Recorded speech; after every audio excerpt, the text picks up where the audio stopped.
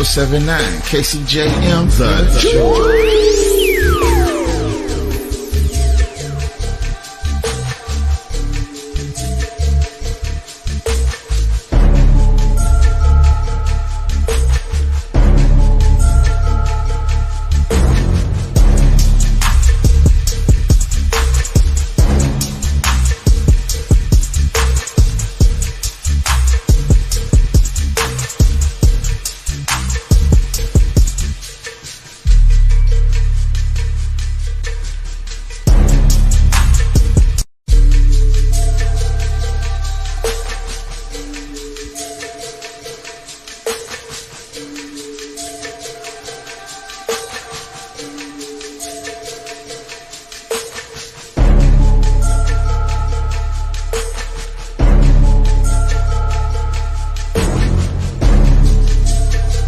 1079 KCJM The Joy.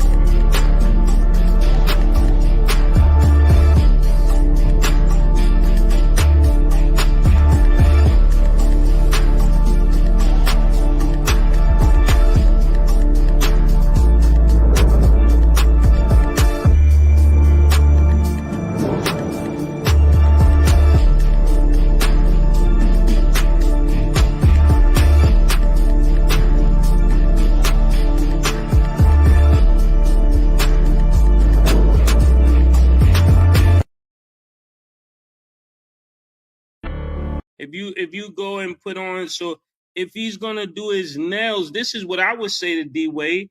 If you're gonna do your nails, you're gonna do your hair, do your lashes. Just go crazy. I would respect that more than just tiptoeing out. Just go crazy.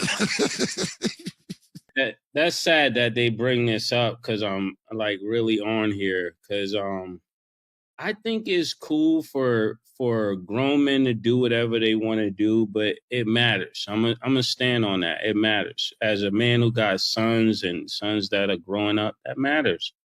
Like whatever they decide, but it's important that people put the right imagery out there. And I think it's the wrong imagery. I'm gonna be honest. I can't be quiet about that. It wouldn't scare you?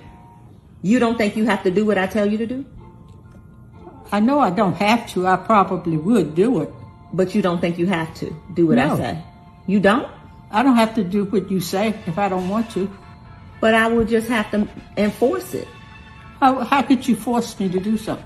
I would say, Mom, get up right now and do what I told you to do. And if I don't? Then I would get up and I would start pulling you up out the chair myself. Like a parent. I'll be like, get your butt up out that damn chair like I asked you to do, Mom. And what if I still don't? You can't do that to me. I wouldn't do that to you, but I'm just wondering how the hell you think you will make me do something. I would just make you get up out that chair. You can't make me do nothing. Well, I would tell Dad. And he can make you. How? He could say, listen, Carrie, I said get up out that damn chair and go do what I told you to do. Well, I'm just saying, if I tell you to do something, I want you to do it. And if you don't do it, then I'm going to have to turn into a parent and make you do it. That's just the way it is. Okay? Yeah, okay.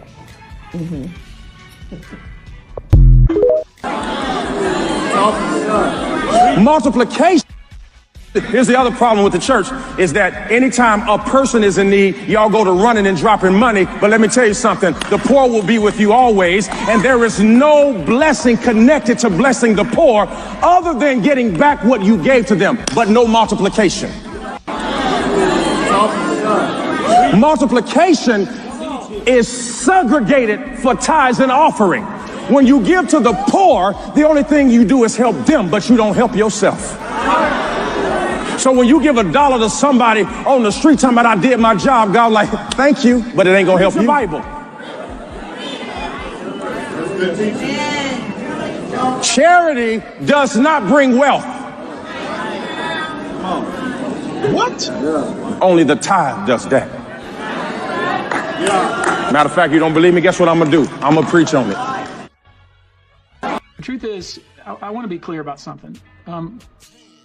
If you were attending one of these parties, if you will, and you attended before, or you knew what was going to happen, that is, you knew that a particular drug was being used in drinks that was causing people to be coerced and taken advantage of, and you were there in the room, or you participated, or you watched it happen and didn't say anything, or you helped cover it up, you know, I want to be clear about the scope of this. A lot of people attended these parties. A lot of people saw this activity going on. A lot of people allowed it to go on, said nothing, didn't intervene, maybe benefited from it, profited from it.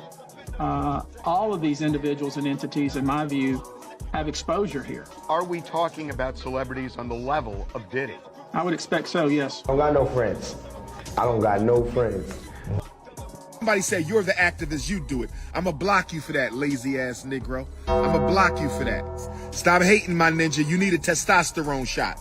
Man, you calling people the N-word with a white Jesus? Goodbye. Goodbye. Who else? I think let's have a 5-minute block party. Who else? Let's have a 5-minute block party. Who else? Let's have a 5-minute block party. Who else want to get blocked? What are you protesting? I'ma block you. Goodbye. He said, what are we protesting? Block. I don't have time for the coonery this morning. I'm so sorry. I don't have time for the Negro peeing elite. I'm sorry. I can't take it today. I can't take it today. Where's the school at? Have a nice day. Where the school at? Goodbye. Goodbye. We having a block party. Good. So, how was your night? It's okay? All right. Well,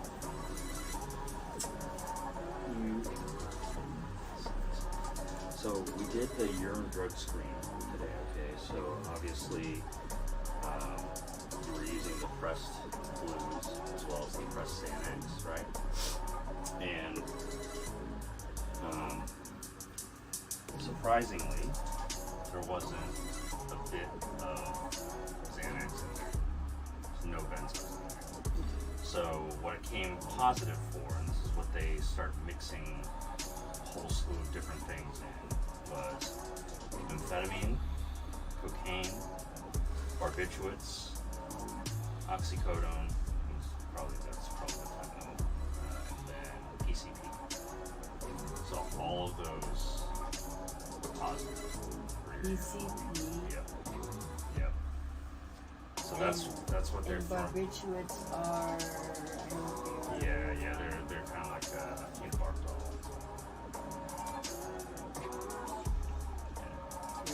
So that's the danger of using street. It's never what you think it is, and never what they tell you it is. It's a mishmash of a whole bunch of really nasty stuff. Okay. So how was your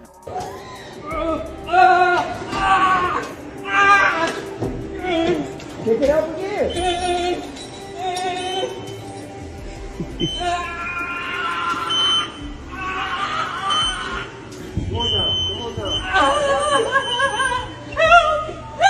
Come down with it. I can't. Keith. Come down. Come down. Just keep coming down. Oh, get whoa. Oh, wait, I'm in the way. All right, come down. Please, I'm begging you. Somebody come. Come down. You gotta come down. I can't. The machine's not moving. We in the Man, way. I don't know how to work the machine.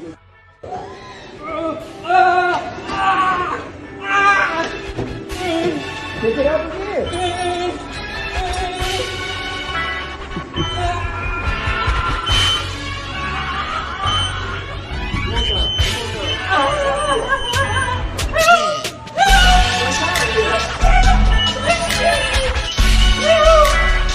Come down. Oh, wait, I'm in the way. All right, come down.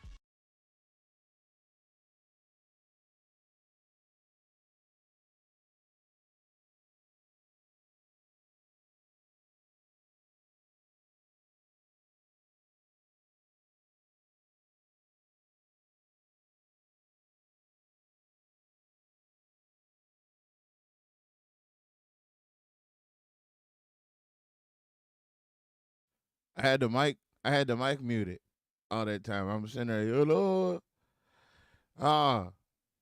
What's up, everybody? Welcome to another episode of Send Out Complaints to 625 Murray Street. Live on YouTube. Yeah, we're on YouTube now, not on Facebook. So when you get a chance, make that switch. You know what I'm saying?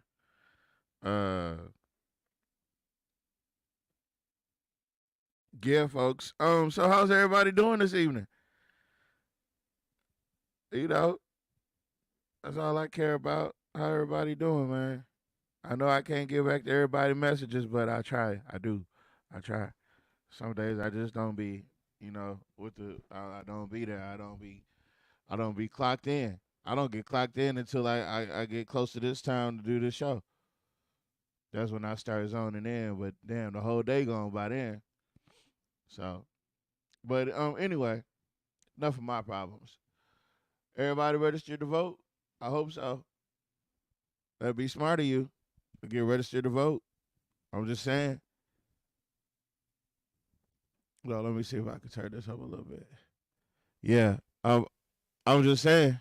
Yeah, there you go. Yeah. Get registered to vote. You know what I'm talking about? Let me see what I got in my magic bag. I got some great talking points tonight.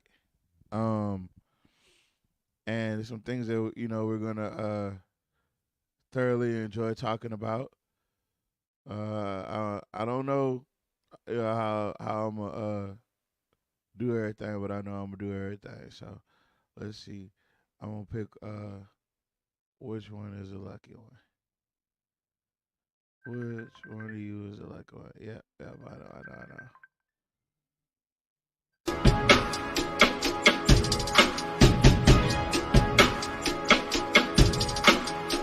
It's a wrap. We're gonna wrap this up. Yeah. I'll be happy to rap about anything with the position of a pilot in an airplane. My decision to retire while I'm still on fire, burn like a cremation that carry flame. Once it in the bud and some Old Bay. When I was still in love with my Old Bay, I was pinning bangers with no clothes on a hanger, and her heart was Ice Cube, no O'Shea. They called me, they know me no more. They tried to play on my top like a hoe. They hate cause they haters, they fake cause they haters. Make them wake up with fuck the shit in they soul. Imagine, 101, I'm rare. So much sauce, it ain't fair.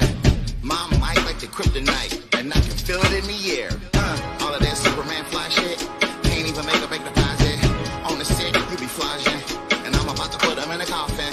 Sensei, 10 bonds, can you teach me how you do that? But you gon' need 10 bands, we from Pineville. Hollering who that? Gotta move to Vegas, then move back. Cause the chick you with got a new cat. New shit, you about to lose that. Look like ain't gonna never get your groove back. The devil is a lie. I look the devil in his eye. I told him that his level ain't that high. I guess I'm a god and he never spreads a ride. Pop the metal, then fly. It's a whole nother mode. Do what I want, never do as I'm told. Can I be frank with these niggas, mama? They not better than me. They not even that close. Hey, this is a rap. And I need bread for the toast. So raise up your glass and give it up for the kid with the flow.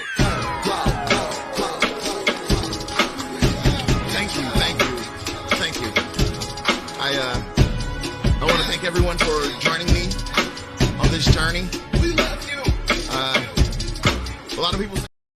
Yeah, my bad. I clicked the wrong button, but I couldn't just stop it. So if I lost some viewers because of the music, oh well. Yeah. Oh well. Let's go ahead and get to the business, y'all. So, I get my daily drops of information. I got one little bit here, a little tidbit. Hold on. Let's see what this is here. Got all these people. Okay, baby, you wasn't able to find it? No. Okay. No, I got a CIT. Okay, I'm gonna send it to you. All right. I'm gonna send it to you in here. Okay. All right. Yeah, I gotta take care of Miss Agnes. She trying to get to the show. She trying to watch. Let me see.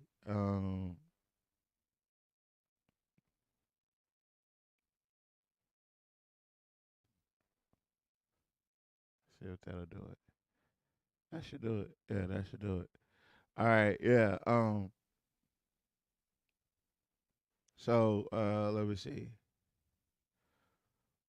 Oh, so anyway, yeah, folks. Little tidbit information I got. That's what I'm talking about. I'm trying to cut out all the distractions. Hold on 1 second. Boom, boom, boom. That is. Oh. Well, I guess Mr. Turner has turned the fire up on Stephen Shark. Hold on, this was Agnes again. There it is. Yes, Miss Agnes. Did you get it? I know I did not get it. I sent it to you in this room, but I'm on the show right now. Y'all on the show with me right now, so y'all might as well just stay put. I'm just doing my opening. We really ain't got started yet. You got to change your YouTube name because it's hard to get to. Oh well, Yes. just okay. Well, You need to I'm switch not. it up. I'll look into that for you. Whatever. So I can't get in. Me neither. all you gotta do is just click the. It's in the other room, y'all. Yeah, just click the video. That's all it takes. Either way it goes, you just click the video and it takes you directly to this live. But see, I don't know. I have no idea what your. before you say that, well, because okay, listen. On my YouTube channel, it's not. I can't get to it from that what you have inside. In what's the name inside the group? It won't let me get to it from my YouTube channel. From my YouTube. Well, then that sounds like a you problem. No. It's because it's not picking up in my channels at all on my YouTube page. Well, then that's unfortunate. I'm sorry to hear that, y'all. Oh no, baby, I'm not under that. I got an independent label. And then I tried Upper Room. Nuh-uh. It's an independent label. You have to look up send all complaints to 620. Well, all you have to look up is oh, you know what? I understand what your problem is, Miss Agnes. I got you. I'll take care of that for you. Okay. But as far as Salita goes, I don't know what she got a problem with. Nat Turner, Stephen Shark worried about the color of the basketball court. What in the hell? What are we talking about here? What's going on? So listen. They had the debate at Truvine tonight, and Mr. Porter went. So if Mr. Porter come on, he had to do something. So if he comes on, he can tell us because he went to it. They had a what at the what? They had the debate. They had a forum today at Truvine Church. And I said go check on Stephen Shark. I heard he crying in the car. Oh wow. They said Cynthia Perry ate him up. Yep. They ate him up. She did him dirty on his own turf. I thought he was he beat women. So if he beat, Allegedly. allegedly beat women, why he crying for what she said? Because the women that he always end up getting his ass whipped by a woman. Allegedly. Allegedly. Oh no, that's not allegedly. Nat said that that's what happened. That lady beat his ass at Peabody, or she beat his ass at Bolton, and ran him at Peabody. So that's not allegedly. That really happened. Beat him out of his clothes. That bad. Y'all, I don't know if y'all know what I know, but I don't know much about what's going on. I went over there to go pick up the doggone picture that I set out to look into today, and got to talking to y'all and totally forgot about everything I was doing. So let me go ahead and try to get back on task. Cause that's You're not gonna do tonight. I am on task. The show is on. The show is on and we are popping. We are talking. Yeah, we on right now. Oh, okay. Oh, okay. Here's what I was looking for. So, I guess we got under the skin of Patrick Van Dyke. And it caused his constituents, whoever that may be, to, you know, the thing that I understand the most about corruption is like when people get caught being corrupt, they don't do anything but elevate them. They promote them. When they get caught being racist, they just promote them. Yeah.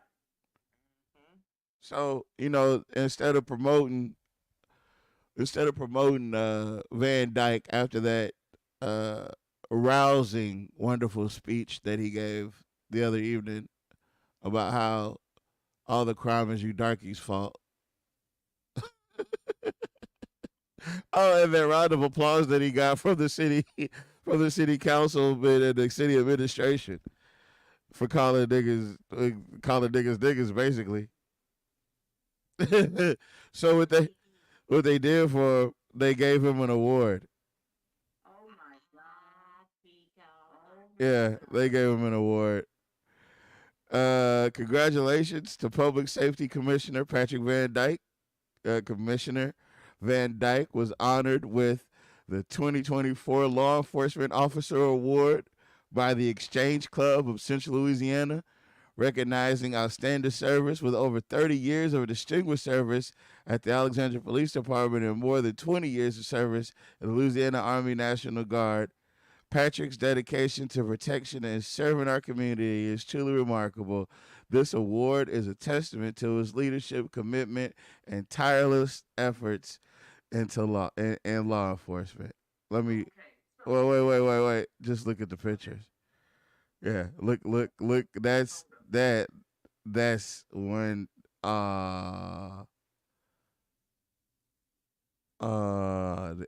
he's so happy.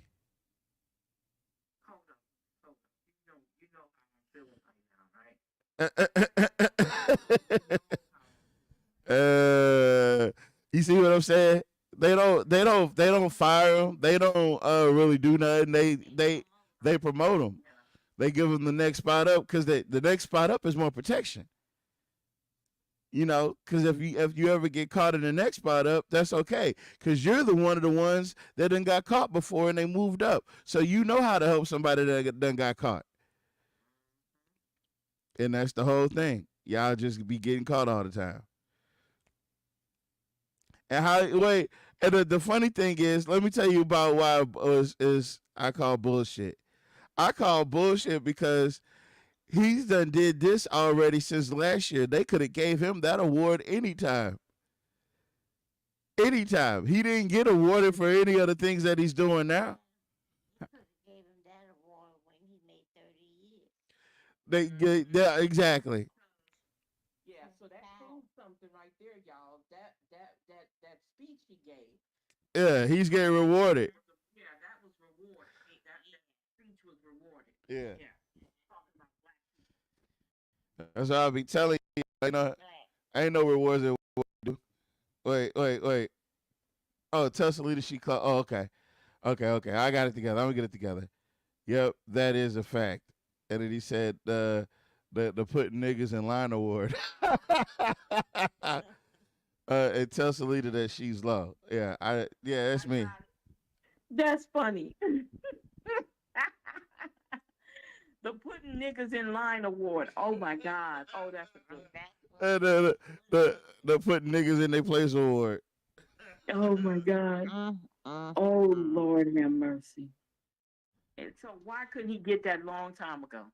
Well, I mean, he been did. Yeah, the only thing they mention is that he's currently the whatever he is, but other than that, they could have gave him this award at any time. But he got to give it after he gave his Django Unchained Stephen and Uncle Ruckus speech. Yeah, well. Uncle Ruckus. I almost want to just pull up a random clip of Uncle Ruckus and see if it matches.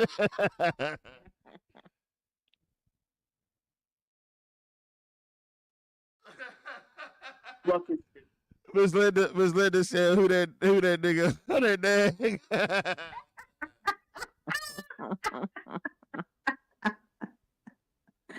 Oh my God! No, she didn't. That's not what this platform is for, Miss Linda.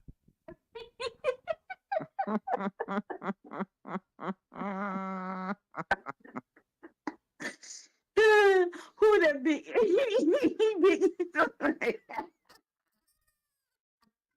I had to put it.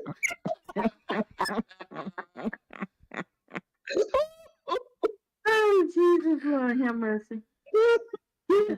Them good white folks, though. What Uncle Ruckus say? Them good white folks. Yeah, you one of them good white folks. You know how they play that stick beat? I mean that Uncle Ruckus music that womp womp womp womp. Oh my God, we got look, you need to find a clip of Uncle Ruckus. Womp womp womp womp womp. Yeah, that's I'm going down my timeline here. Nat's asking Cynthia Perry what kind of now laters do she like. She must have did really good because he's talking about getting her candy. No. That's an inside something that was said at the other debate between her and Stephen Chark. Stephen Chark. Something Stephen Chark said It's about now or later or something like that. Oh, guess what I got, champs? This must have been a major event. I got pictures. Thanks to Miss Sharon Holland. Appreciate you. Well, I don't know where it was at. Nat said he had some recording. They had it at True Line. I don't know where it's at on the interwebs. That's what I was saying. I didn't know where it was at online. I'll go look for it while y'all take our. Yeah, well, I have to break into Urban Cast because they don't like me over there too much. All right, so there goes the picture on the screen of what took place tonight. Hopefully, y'all are just now tuning in. Yeah, you should see it on YouTube.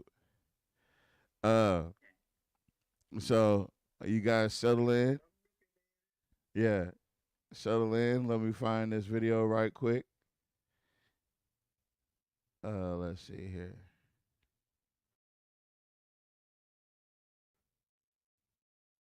Seems like it got pretty heated. Or not. If Urban Cast has it, I would credit Urban Cast for having it. because we didn't have it. So I'm not gonna do on Urban Cast like talking about. Nope. Nope. I like when they try to copy off certain stuff.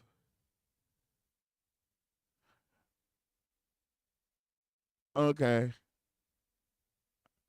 All right. Let me share this screen instead.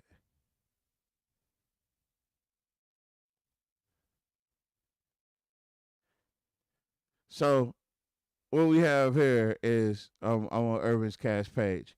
And yes, it's on Facebook, so I got access to it. I don't care. Yeah, I don't care. So I'm over here on Urban Cast. Y'all still with me? Okay. And they've got this thing called it's called Community Voice. So I don't know how this was 6 hours ago. So it says we're excited to announce the launch of a brand new section on Urbancast and involvedinitall.com. Community Voice. This isn't about us. It's all about you, our supporters, followers, and audience. Community Voice is your platform to express your thoughts, share your experiences, and highlight the issues that matter most to you. This section is dedicated to amplifying the perspective and stories from the heart of our community.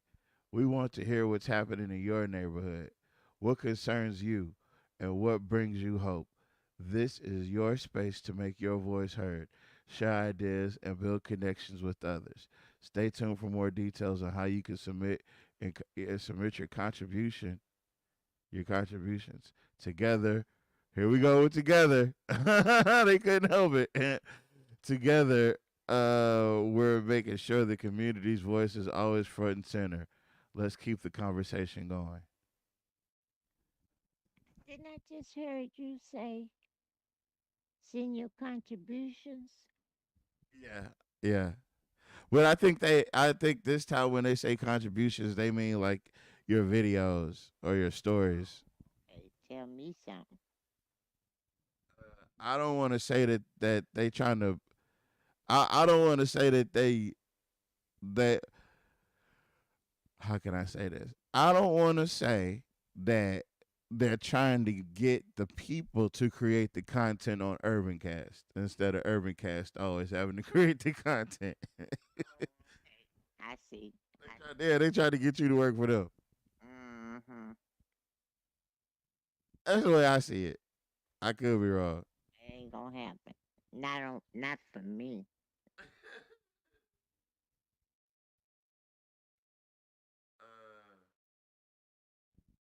They are advertising for KRRV, which is country music, ain't it? Yeah. Well, Urbancast says Thursday night is the 100.3 KRRV's date night at the fair. The fun continues. Yeah, so they're advertising for the fair. I don't know if they're doing it for free. Probably not.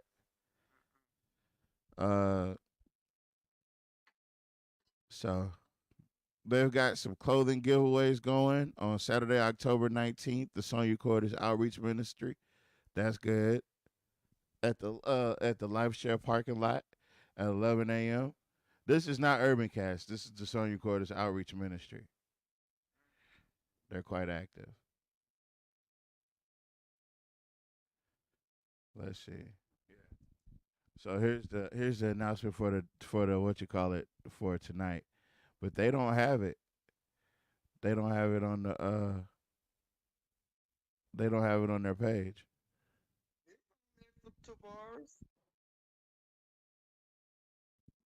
Oh, this is a commercial they're running. Oh, okay. Oh, okay. I wonder where they got that idea. Browse the vendor's alley or stop by the Why Not Stop stage for free entertainment. Go to rapidesparishfair.org for more information. We'll see you at the fair. I'm not.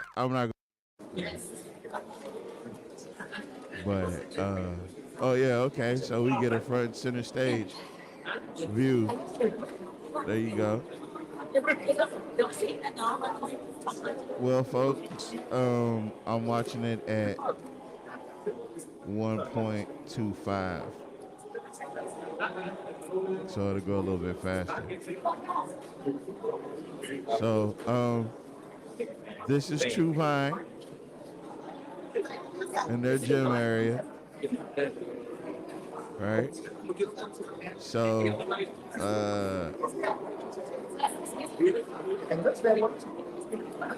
this is the Alpha Phi Alpha Fraternity Inc. Political Candidates Forum. This is what I've been asking for. It's what I've been begging for. And I'm so glad that the gentlemen at Alpha Phi Alpha Fraternity Incorporated and True Vine got together to make this happen.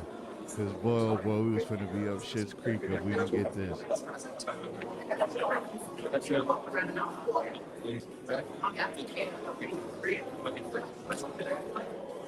Like they're gonna get started on time.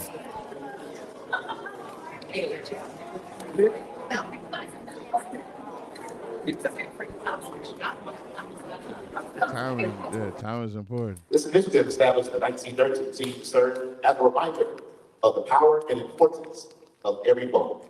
And tonight, we aim to provide you with the knowledge and the insight necessary to make informed decisions in the upcoming election. Throughout the evening, you will hear from local, state, and federal candidates who are here to address key issues and share their vision for the future. This is a valuable opportunity to engage with those who seek representing us and to hear firsthand about their plans and policies that will impact our lives and our communities. Before we begin, we kindly ask that you please silence your cellular devices so as not to disrupt the presentation. And on behalf of the Upsilon Atlanta chapter, we extend our heartfelt thanks to all of you for attending and being part of this important conversation. Your presence reflects a shared commitment to civic responsibility and the strength of our collective voice. Thank you, and let's have a productive and engaging forum. All right. They should have applauded that.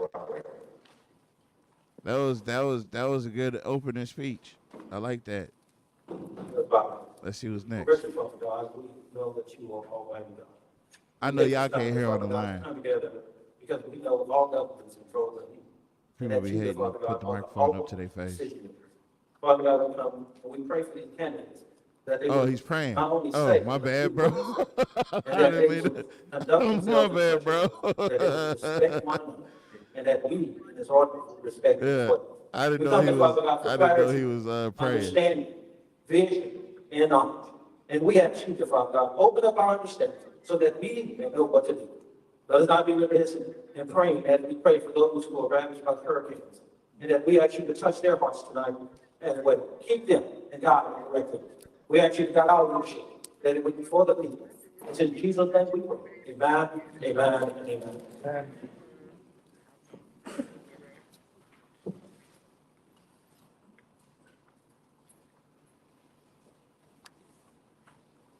Good evening, everyone. Some important announcements today. As an important date here of the deadline to register to vote through the Go Vote online registration. Go Vote is GEA-UX registration is October 15th. Early voting is October the 18th to the 29th. This excludes Sundays, which is October the 20th and October the 27th. So you can go between October the 18th and October 29th, 8:30 a.m. and 6 p.m. at the register office downtown. The deadline to request absentee ballot is 4:30 p.m. November 1st, and the deadline to receive those votes is 4:30 p.m. November 4th, other than military and overseas votes. Election day is Tuesday, November 5th. I know that day that's a work day. So you may have some people that's be working that day, you might have some, and also schools will be out that day too. So you're gonna have cheer at home also too. So, election day, November 5th, they will open. The polls will open an hour early at 6 a.m. and close an hour later than usual at 8 p.m. But I stress it, early registration and early voting is definitely done. And so, as we said, with Alpha a voteless people is a hopeless people. Alpha Incorporated, we do not endorse candidates. We thank the candidates, the citizens, Two Vine Baptist Church, under the leadership of Reverend Guy, and other organizations and the media for their attendance and support of our work. Thank you.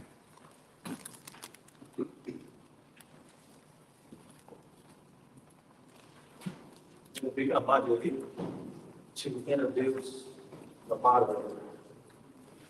Truth be told, I found out about this at the judge about every day. This moderator is a native of Pineville, Louisiana. He's a graduate of Grace Christian School. He's also a graduate of 2019 graduate of UMM, and he's a graphic design artist, which has 2 businesses, A1 Graphic and Book Mountain Production.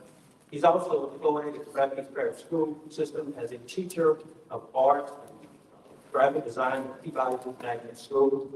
He is a Christian. He worked diligently in ministry at Second Evening Star, Missionary Baptist Church. He is an awesome young man who's on the rise, who has a great personality, loves people, loves what he does. And his mother, Shirley Jane Clarkson, I am not going to forget that, and Clarkson Taylor. And one of the greatest surprises of my life, that he is a man of alpha, like his dad. Your moderator is a man of integrity, a man of courage, a man who will do well. And I was so proud to introduce our moderator, Philip Ashton Taylor.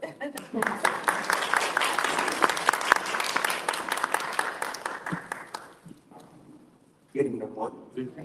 Once again, good evening, everyone, ladies and gentlemen, and candidates. I am moderator Philip Ashton Taylor. I am stepping into the roles of a previous moderator, Brother Joseph Martin, who has passed on. And as he once said, I have shoes to fill, but the Bible says in Philippians 4:13, I can do all things in Christ strength. So we'll get into it, of course. Let me take a moment to read some of the charges for the moderator candidates. So the candidates that will be coming up for each section. The 2-minute opening presentation by each candidate. Okay, everybody. Let me catch everybody up. Let me see if we still together over here. Cause we was working through some logistics on this side. Are y'all able to hear the video? Okay. I'm watching it from YouTube. Okay. Somebody says Uncle Sassy something else.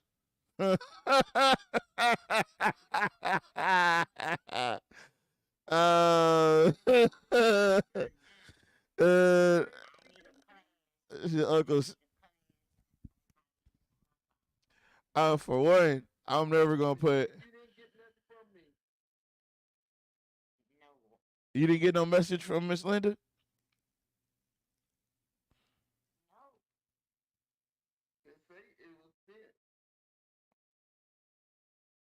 We're gonna keep working on that. So I'm assuming that Uncle Sassy did something sassy. I don't know what it was though. Is he talking yet? I gotta get back to it. No, I paused it. I wanted everybody to be in the I paused it. I want everybody to be in the same spot. Okay. All right. So for you, Miss Agnes, I'm gonna have the microphone up here so you can hear it too. Okay. During the question and answer, each candidate will have 1 minute to answer the questions. The moderator will ask questions for each candidate, and the audience will be asked to frame applying or eliminate demonstrating support or non-support for a candidate. Each candidate will answer the question for each round. The speaking and questioning will be in alphabetical order. The moderator will rotate in the order in which the candidates will respond to the questions so that the candidate will have an opportunity to be first and or last to respond.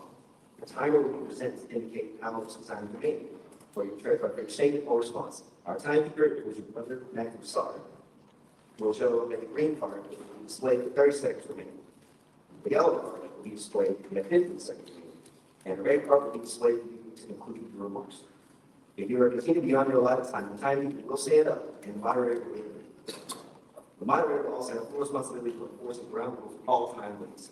Each candidate will be allowed 1 minute for closing remarks. They're laying out the rules right now, Miss Agnes. As we get started, then we have U.S. Representative 6 Congressional District candidates to approach.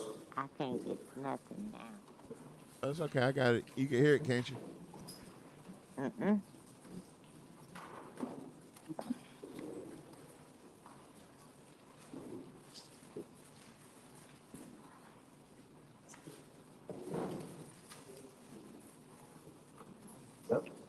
See you that we have one candidate, see this other mic right there. You will have 2 minutes for your opening presentation. Whenever you're ready, maybe good. Good evening, everyone. If this is an indication of the election, I'm ready. And absentee voting starting in 5 minutes over here. But anyway, my name is Peter Williams.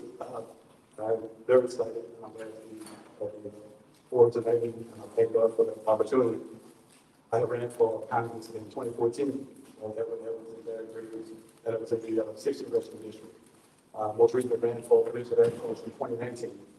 And the reason I ran is because they didn't have the candidate in the race at that particular time that was in position to take their lead involvement. And even in this particular case, I waited until the last day because I heard the political games, political push and pull, who's going to be in, who's going to stay out. And even at the last minute, I didn't find the candidate that I felt comfortable sitting on the side. Hold on, y'all. I can't. First off, I don't mind formal environments, but they can get quite boring.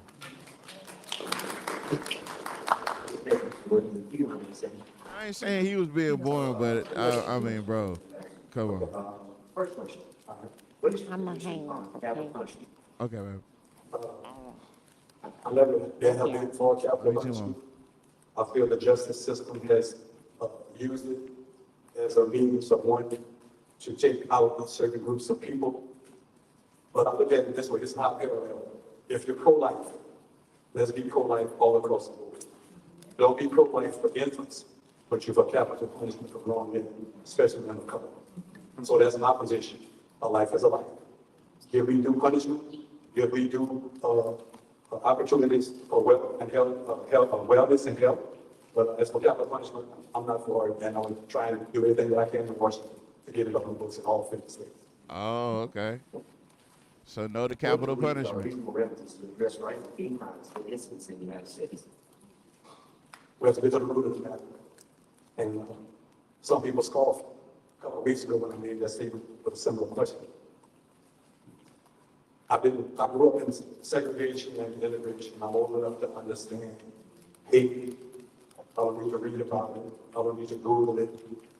The root of the problem is I had people telling me I can overcome it. I had families, grandfathers, uncles telling me you can do it. But what you have to understand, you had the other side telling their grandchildren, don't let them do it. So the people that's running Washington, the people that's in office now, are grandchildren and grandchildren of plantation owners with that mentality of hate because that's how they grew up. And that's, you got to get to the root of it. I'm a man just like them. So let's talk about it. You forget about what your grandpa showed you, but I won't forget about what my grandpa showed you. Yeah, right on, right on. Last question. What commitments would you make to work across the party lines to achieve legislation in the best interests of the American citizen? The first thing, we have to play catch up. Yeah. This is the first time in history that Louisiana is going to have a second black Congress in Washington, D.C. Yeah. I am appalled by folks who don't come to these floors, especially those who already know about the Democratic Party and about the Republican Party. It is imperative and important that the people who want to select us, and I'm like this, how can you get a job if you never go to the interview? Tonight is an interview. You are my employees, and I'm here. But to get across the party lines, I'm going to see what's best for District 6. I'm going to deal with the issues at hand, but it's going to be a give and take. I won't be a rubber stamp for any party, and I will not be a rubber man for any party. I'm going to stand in the gap for the people of District 6 and the state of Louisiana.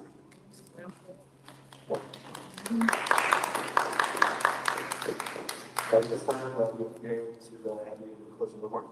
My closing remarks is, I've been on this trail a while. Louisiana is not for sale.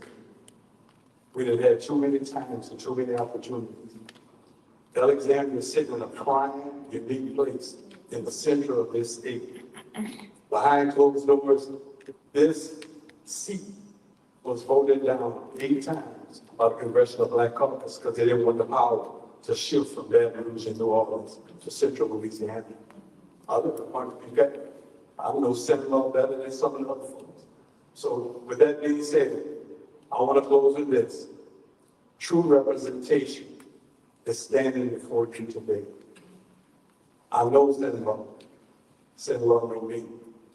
I've been here many times working with folks in this audience, working with situations, and it won't change one like this in Washington. I see no reason why we couldn't have a satellite office in Senator, in Evan. Why? Because we could bring all of the folks from the different areas here. And of course, USDA sits right on the corner. Yeah. That's where all the money is. And we will be the first one to know where it's at, and you'll be the first one to know how to get it. Yeah. God bless you. My name is Peter Wilkins, number 24 in your ballot. Thank you. That's number 24 on the ballot. Before we get into the session, it is to emphasize that the audience can please hold and refrain all applause until the end of each speaker's closing remarks. Oh, that's organized, though. So, moving on, at this time we move to Mr. Appreciate.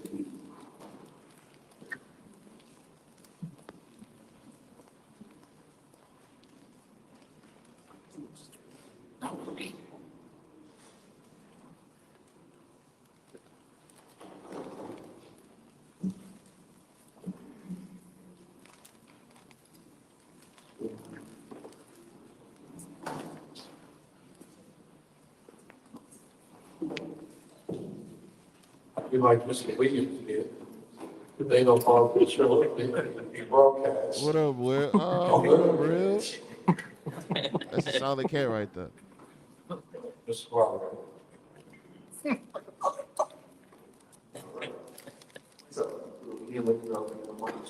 I think I missed something. Hold on. Hold on.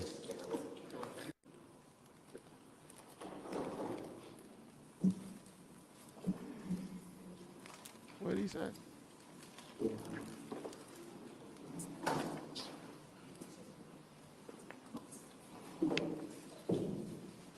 Be like Mr. Williams did. If they don't follow the show, they broadcast.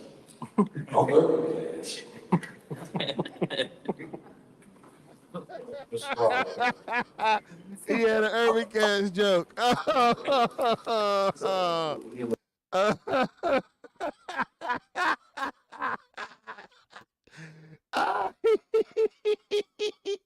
Rev had an Urban Cash joke.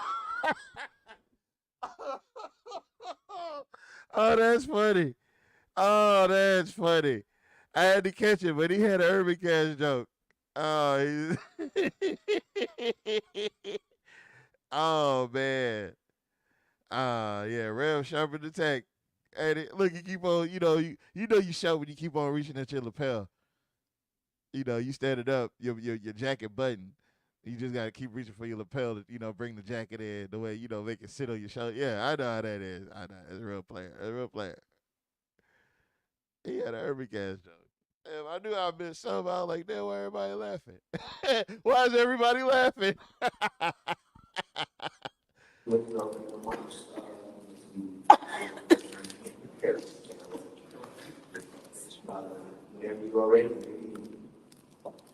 My name is Pastor Randy Harris.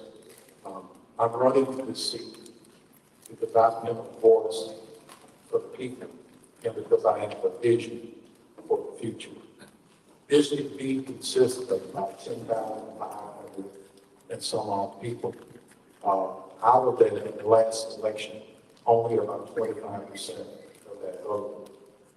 The demographics of District B is 84% African American, 14% Caucasian, and 2% other. Okay.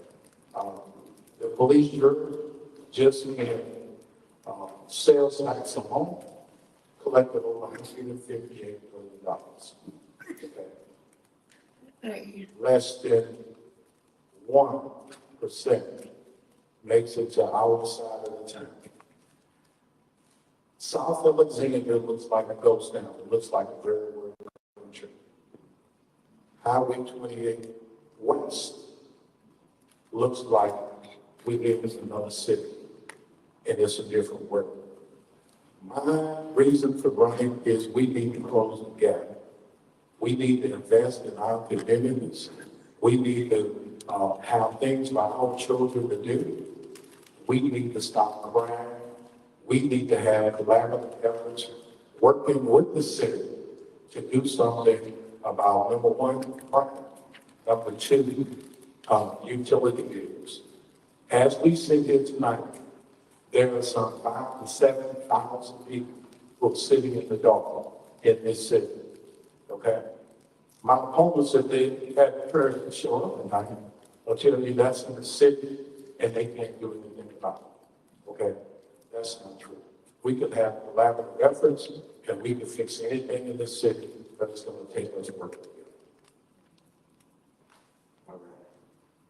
Well, I have a few questions. Which part of the parish government would receive more attention if you were elected? As I stated earlier, crime and collaborative efforts. There's a multiplicity of issues that need to be addressed in the African American community. And again, let's say that we can't do it. If we talk to the city, they'll say we don't have enough money. If we talk to a member of the parish, also there tonight, they'll tell you that's in the city limits and they can't do it. Again, it takes collaboration. Okay? We have a Rampage Parish primary care right down the street. That's a byproduct of collaborative effort, of working together. You got the Broadway Resource Center. That's a prime example. Hey, I'm not gonna cap.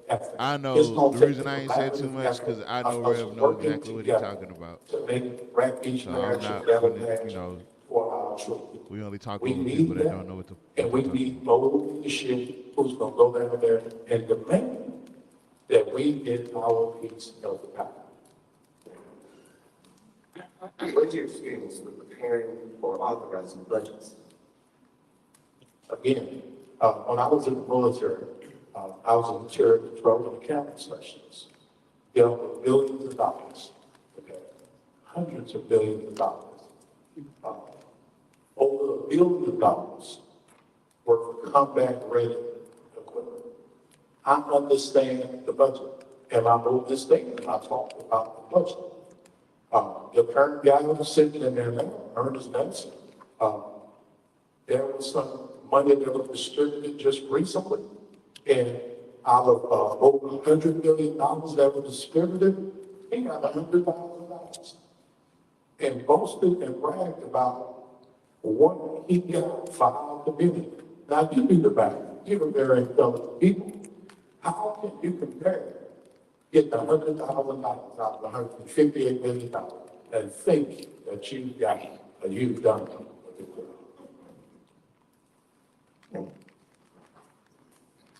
The new resources were available. What one area of parish services you feel the most needs additional resources? What area? Yes. Okay, the one you're sitting in right now. Again, as I previously stated, it looks like, when I talk about collaborative effort, let me say this, when I talk about resources that need to be sent to this part of town. When you ride down Third Street, you see vacant houses everywhere. You see blight everywhere. Again, it takes a collaborative effort. The parish can work with the city. We could clean up outside of town. Don't you think it's strange that you go on Highway 28 West, you see no blighted properties, you see no burning houses, but here's the city on our side of the town. We need leadership who's going to say in X amount of days, tear these houses down. Okay? If it's an African-American home property, what they do is they give you something that they used to do. And if you don't, they'll tear it down and then they'll confiscate your property. F and F has been over there. It's not an African-American home, but it's been over there forever. And nobody's done nothing about it. Amen. At this time, we're going to have closing remarks. You have any closing remarks? Yes.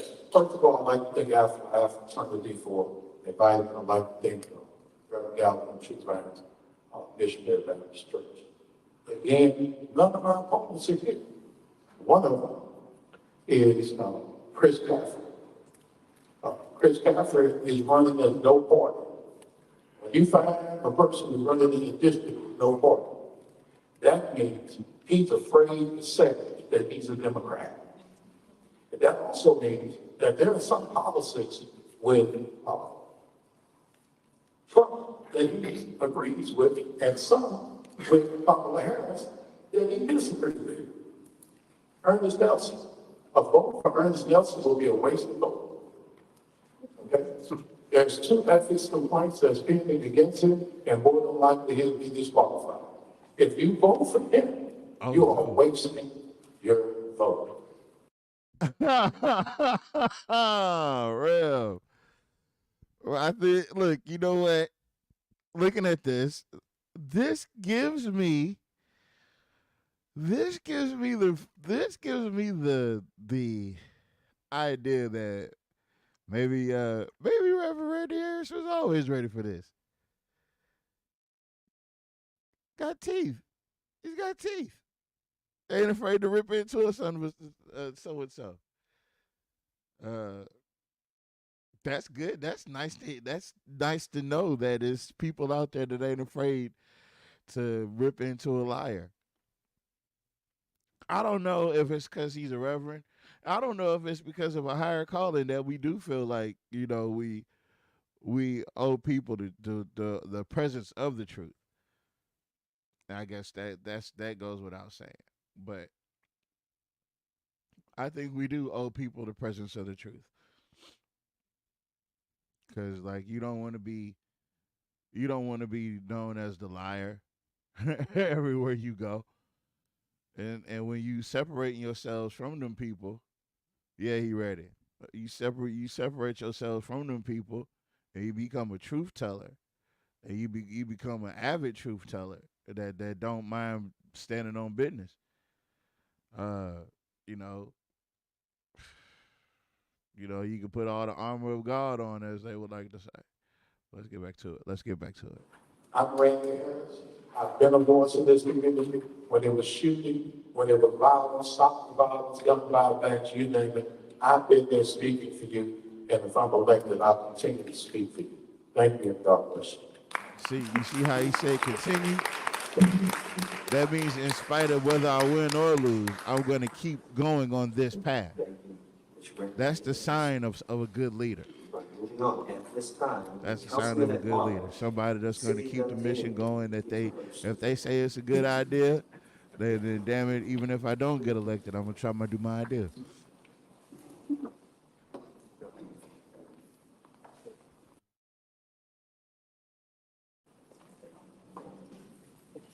Let's see who we got up next to the back.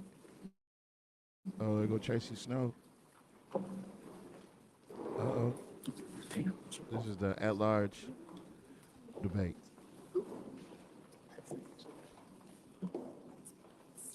I'm assuming, okay, so Tracy Snow is here. Jules is supposed to be here. And Lee Rubin is supposed to be here. So we'll see. We see Tracy Snow right now. We don't see anybody else. Uh-oh, there go Jules. I'm Jules Green, candidate city council at large, number 35, and I'm a proud Democrat. I'm a product of the Sony Forest. Okay. But I want you to know that being the city council at large, you represent the entire city of Alexandria. There are 5 districts. And in those 5 districts, you should be present. You should be representative of all 5 districts. You can't show up for certain events and not include the entire city. As a candidate for the city council of Lawrence, I want you to know I am concerned about the entire city. When I was a candidate, when I was city council for District 3 was my priority, but the city of Alexandria was my concern. So as a city council at large, I will represent our city proudly, our city in the parish proudly, our state proudly. Let that man cook. Across the state proudly. Again, I'm Jules Green. I want you to know I'm running because I am concerned for the citizens of Alexandria. I have no vendetta against anyone on the council. The current city council person said that he didn't want the job. Why he's running, you all tell me. Again, I'm Jules Green, number 35. Hey, go Jules. Hey. Hey, Jules, uppercutted that second. Hey, he said at that one meeting he didn't want the job. Yeah, Jules. Put the icing on it. Good afternoon. 25 years ago, after serving as a nurse in the United States Air Force, I met and married a local man, and Alexandria became my home.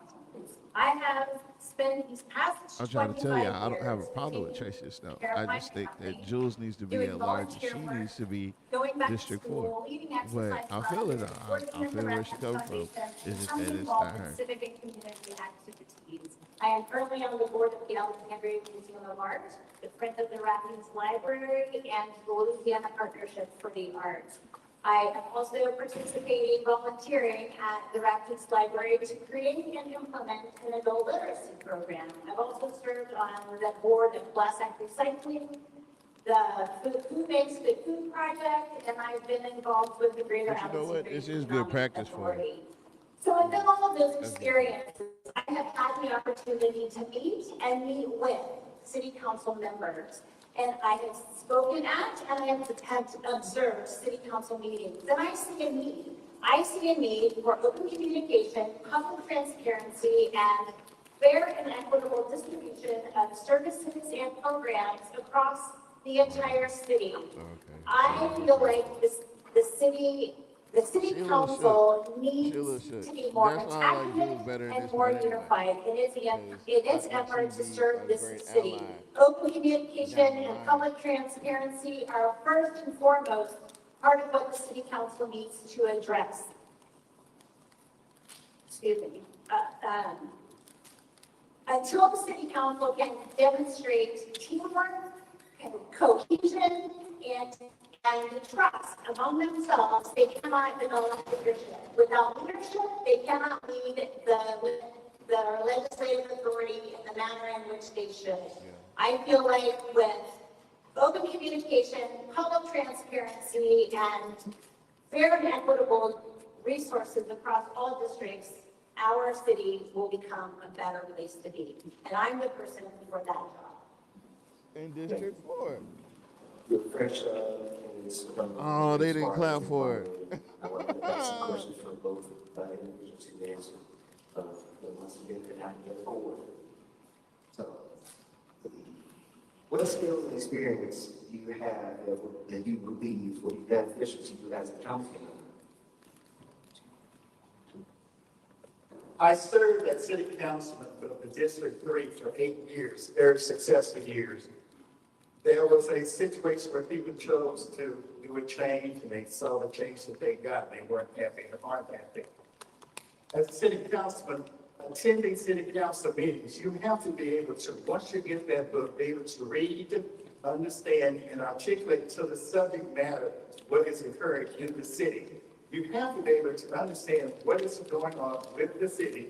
And as a person that reads, understand, and I articulate very well with what's going on to let the citizens of Alexandria know. The citizens are my concern. It's not a personal thing for Jules, not to be up there on Tuesday in a suit, but I want the people to be represented. Many people can't come up and articulate what they want to say, and I want to be that voice again for the citizens of Alexandria. So I believe that I am the best candidate overall for the councilman at large. Yep. Okay. All right. This question here. What skills and experience do you have that you believe will be beneficial to you as a councilman? So I have been in the role of service to the community for a long time. I was in the Air Force as a nurse. I have worked in civic and community activities in Alexandria for the past 25 years. I have served on multiple boards, and within my role at the Rapids Foundation, I served many communities through the programs of which I had oversight. I had over $5 million worth of budgets to oversee. I have had over 60 grantees and their projects to oversee. So I am in the business of serving. Now, not to be nitpicky here. And I mean that. Not to be nitpicky. But if she served on all those boards, it must have been a lot of study research that she did as a board member.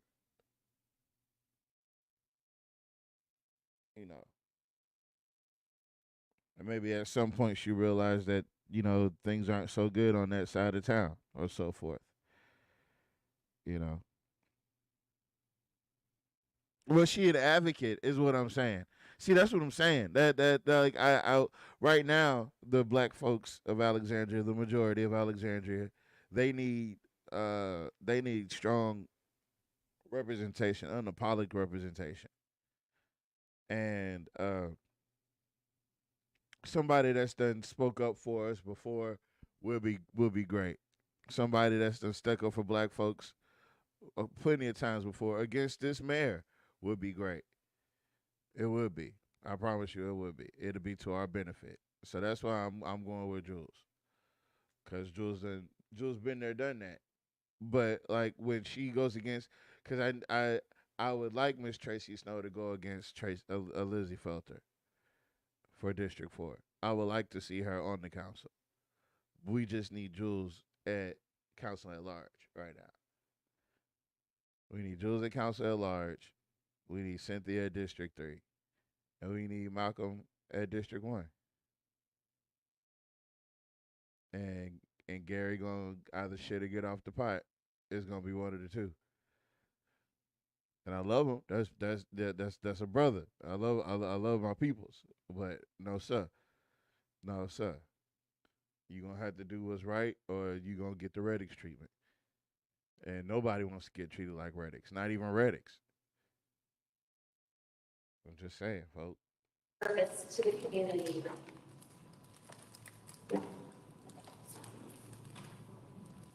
How would you characterize Alexandria City Council's recent actions towards present and former Greater Alexandria Economic Development Board members? What the word is. Data is a reflection of the city council. You have 7 Gator members, 7 city council persons. Each council person selects a Gator representative. But what has occurred in this last couple of months has been totally ludicrous. The 8 years I served as a council person at District 3, I had one person that did a tremendous job, great job as a city council person, as a Gator representative.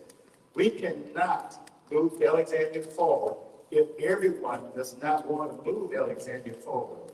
As the previous group said, you look at the west side of town, totally different from Alexandria. So when you have people selected to not want to spend money on your side of town, as city council at large, you must have a person that represents all districts and is fair and equitable to all districts. So again, they represents Alexandria and the city council, a reflection of Gator. So whoever you put on the Gator board, look at yourself. Huh? I mean, folks, no lies detected. You can't get mad at them for being right. Come on, folks. Come on, folks. You can't get mad at them for being right.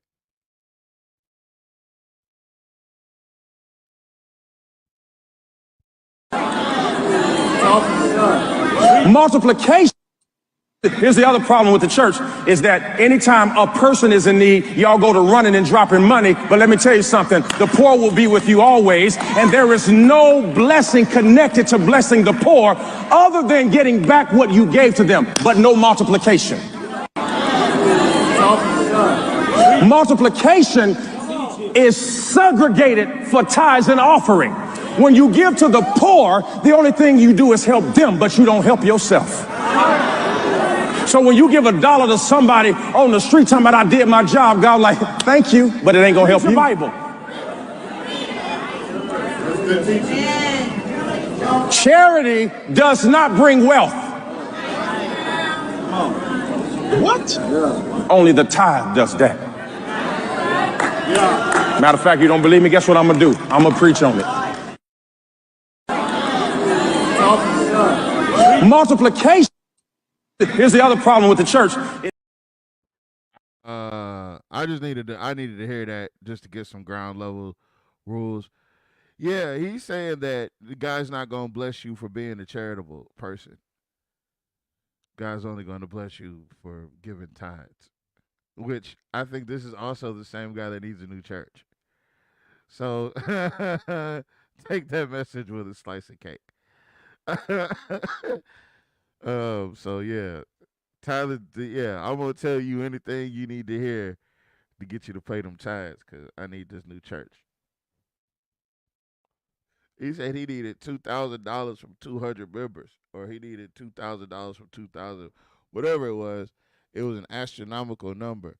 So instead of he done switched up his whole gospel now. Now he said that stop giving to people. To start giving to God.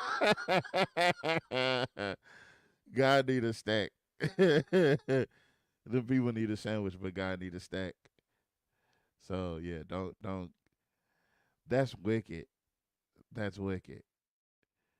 I'm so glad that God is the God that he is. I'm glad that we serve the God that we serve here. For those of you that serve that God, you might not serve the same God I serve, but I serve a loving God.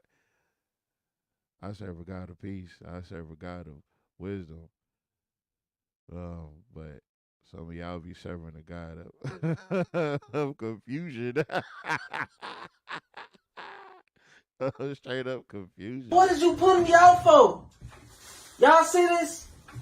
My wife is putting me out for no reason. Packing all my stuff up for no reason. Like, what you putting me out for? You told me I was better than all your exes, all the dudes you been with. You said I was the right one for you. Now you putting me out, talking about I don't do nothing. All I care about is looking good for social media. Look at you.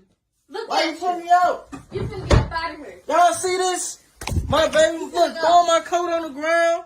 You finna go. Throwing my coat. Why are you doing all this? You doing all this in front of my child, bro. She doing all this in front of my child. You about to go. This is just crazy, man. So you gonna put me out? I don't know what you gonna do. You gonna put me out at the argument, helping you out? We could have been homeless. We could have been homeless, bro. We could have been homeless, and you putting me out. You don't even know who you I sacrificed all this stuff for you, bro. I was in my lowest times helping her out, bro. Who are you? Like, come on now. What you mean? You about to go. I'm your baby daddy. No. You put me out over a nigga you probably talking to. This is just crazy, bro. She packing all my stuff up. This is in front of my child, bro. You told me I was better than your exes and you gonna put me out? This how you gonna do me? Yeah, and you real different. This is how you gonna do me? Yeah, you finna go. No, all her exes could never, bro. You wrong for that. Don't touch you wrong me. for that. And now you gonna remember this, bro. She packing all my stuff up. She gonna remember this. You gonna remember this day. You doing all this in front of my child.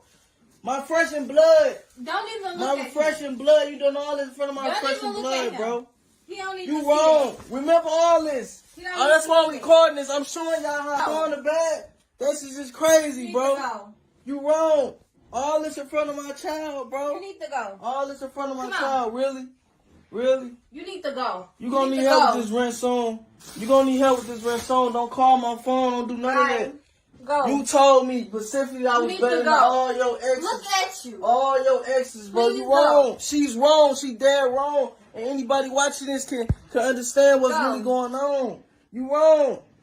Move. I'll leave. I told you I was gonna leave. All you care about looking good. You All look I care better about than is looking me. good. That's just crazy. All right, remember that. Remember that. Remember Are you that. serious? Remember that. It's cool. You put me out. It's cool. Remember that. Remember that. Finish packing my bags. I ain't got no problem with leaving. I don't have a problem with leaving. Just remember. You need to get Just yourself remember together. how. Just remember You what need you to did. get yourself together. Remember what you did. You need to get yourself Remember together. what you did. My own baby Bye. mother. My You baby need to mother go. is putting me out of You her need to go. house. Because she talking about I don't help her out and all I care You about need is to get looking yourself good. together because you scaring him. You gonna put me out because all I care Look about at is you. looking good? This is just You need crazy. to go. What man don't want like taking care of themselves, bro? Get my bags, man. Pack my stuff or I will leave. I ain't gotta be here. I'm not finna be here and you don't want me here. I It promise. just is what it is. I pray for you. I'm gonna pray for you. Go. Bring my bags to the car, man. I'm not playing with you, bro. Bring my bags to the car, cause you the one that put me out. She the one that put me out, y'all. Come on. Get my stuff. You wanna put me out? Get all my stuff up. Get all my bags, bro. Get all my bags, bro. I don't gotta be here, bro. Talking about all I care about is looking good. You told me I was better than all your exes, though. You told me I was the finest ex you went with. It's cool, though. Pack all my stuff up, bro. For real. You see, and that was a much needed palate cleanser. Because, like I was saying, is the author of confusion. That is the picture. That is a video of confusion. That young man has spirits in him that, I mean, I don't know who's going to get him out. But, yes, some people go with the confusion part. They don't ever go with the godliness part. So, that's why I said all that to say that. Thank you. So, how would you characterize the Alexandria City Council's recent actions for present and former Gator board members? So this is what I'm going to say about GATA. The situation, the prevailing narrative about GATA currently is that its budget and its expenses are out of control. But I must say that GATA is where it is over the last 20 plus years, over multiple boards and multiple board members. What has happened with GATA over the last several years hasn't just happened. It didn't happen with me when I started serving, and served by 2 years. It's happened over many years. The city council, someone on the city council has claimed that over the last 6, 8, 10 years, they've been unhappy with the performance of GATA. It wasn't until a couple of years ago that things started to change, and political jockeying started happening. Jockeying for position between GATA and people on the board of GATA started happening. And GATA is where it is with the current board members that are there. Ooh, spicy. What actions would you take? What actions would you like to implement by the mayor's office and council to assist utility customers? Yeah, I'm still on.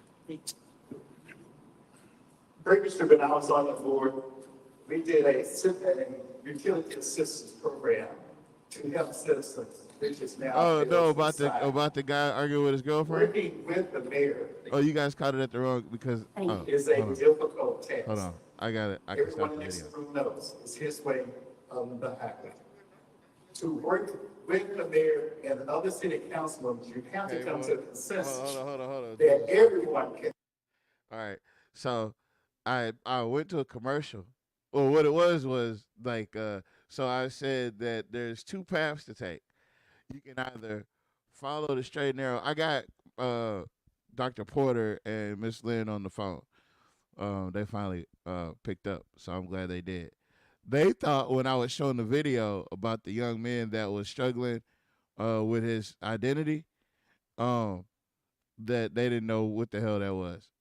But no, I was explaining to him is that I was saying that that there's people in this life that have two choices. You can walk the straight and narrow, and follow God's wisdom and follow God's knowledge and his footsteps and all the right things that God point out for you to do, or you can walk around this bitch confused. And then I play that video because that dude is about as confused as you can get.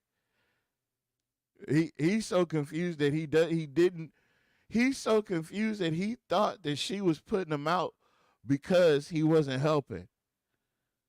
And the whole time he's got eyelashes and lipstick on and she's dropping every hint that you can drop about, the reason I'm putting you out, basically she was saying, is because you scared our kid. You over here dressed like a woman. So that was the analogy I was using. And that's the part of the show you guys tuned into. What did that have to do with the candidate forum? Well, what it had to do with the candidate for? Let me rewind it. Let me rewind it. Let me rewind it. Let me rewind it. A Gator representative. What has occurred? No. I have to rewind it because now it makes sense. I gotta bring it back. I gotta bring it back. Councilperson for District 3. I had one person that did a tremendous.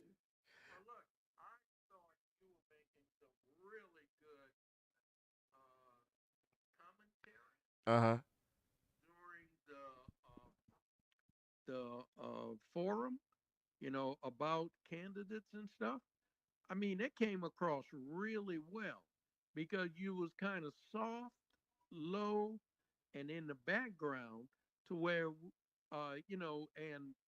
and offering your commentary, and it was really highlighting some things that either people noticed and you reinforced it for them, or they might not have noticed and you brought it to their awareness. You know, I thought you were doing great, and then all of a sudden these things popped up. I'm like, okay, maybe something got. I clicked the wrong button. Yeah. That was yeah, that was Mr. Green that made a point, and they were talking about Gator, and I was talking about the powers that be, and they're the authors of confusion, and Miss Tracy Snow had just got done talking about, because the question was about Gator. Mr. Porter, you were there. Yeah. So yeah, the question, it was the Gator question, and she was talking about how that it was done in the last couple years. It had always been done the way it's been done for the last 20 plus years, but these last couple years, which I caught that was shade she was throwing at Jock Roy. That was definitely shade she was throwing at Jock Roy. But the problems didn't begin until Greg Upton and John Callis was placed on Gator. That's when the problems began. Well, no, let me back up. The problem began when Reddix Washington was so foolish and unknowingly was handed a ordinance and by Jock Roy, and he put it forward and it passed, and he had no idea what the consequences were. All he knew is that he now had a chance to stab Malcolm in the back by removing Malcolm's appointee to the Gator Board. That's all he saw. That's how they sold it to him. But he didn't realize that once he did that, and then Gary Johnson replaced my appointee, the two stupid black people on the city council opened the door and paved the way for the white folks to come in and just totally decimate Gator. It was their doing. And they wanted to say, you see, well, these two blacks did it. We had nothing to do with this. Reddix Washington is the one that put that ordinance through. And then he changed his person. Gary Johnson changed his person. And now we're going to do what they did. We're going to change our persons also. And that's when Gator self-destructed. Now, just to keep everything, and just so we don't have another what the F moment. Those problems will lessen once you get the right people on the city council. Because I was telling Jules, I say, Jules, as soon as you win, first thing we're gonna do is put through an ordinance to remove Greg Upton from Gator, and you make another appointee. And then the second thing we're gonna do, we're gonna put through an ordinance to change the districts back to what they were after the 2020 census. And now you see the resolution to change Gator. The mayor cannot veto that. So unless Gary Johnson does not vote with him, it'll pass. If he votes with him, it passes. If he votes against it, it fails. Well, it's gonna be a lot of like I said, Gary Johnson.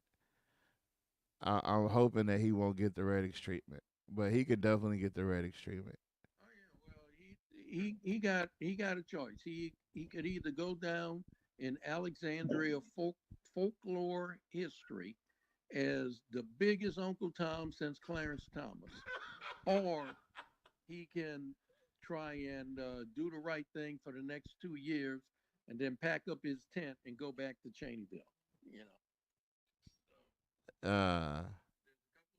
can do. He's got options, is what you're saying. Yeah. He decides that he's gonna side with Massaroy and Ms. Felter, Mrs. Felter, then we're gonna give him the Reddix Washington treatment. It's a verb now. You just got Reddixed.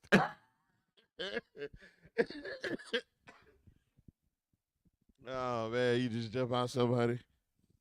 Hoping you would get to the part with Steven. Yeah.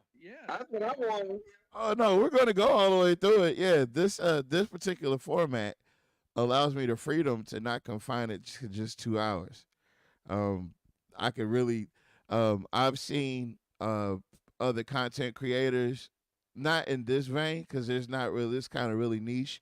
We're talking about what's happening in one small town in the middle of Louisiana, and we're putting that in the internet universe as a content, and only people that are from that area are actually going to be wholly vested and interested in what we're saying. Now, I did find this out. There is another group of people that just like hearing the descriptions and seeing other people, like the Homicide Channel, whatever that channel is where all they play is the murder mysteries. That's kind of what we do here. We kind of untangle mysteries. And we use the proof and the evidence, and but it's real stuff. It's happening in real time. And these are real people. So that's the other kind of appeal to where we are in YouTube land. So I'm just, I want the people to click like and subscribe. And that's just.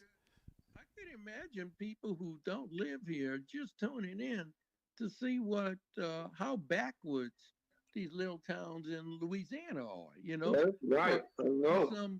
Some comic relief or some cultural awareness. It's like if somebody put a camera up in a remote village in the Amazon somewhere. Yeah. I'm like live streaming from Alexandria. And we're watching and looking at that, and that's so different from what we do. And you can't make heads or tails out of it, that kind of stuff. Yeah, and I try to kind of speak to what, it's the same attitude, it's the same push, it's the same drive. It's just I'm hoping that our story will reach a broader audience, broader than the audience that we've already had. And being on YouTube kind of allows me to do that, and monetize and different stuff, and it's a lot of stuff that I can do now, that I couldn't do, through the other channels. Plus, now whenever I'm not allowed, or whenever I'm in Facebook jail, I'll just post it to YouTube like I've always been doing it, so that'll never stop the show. But you know what?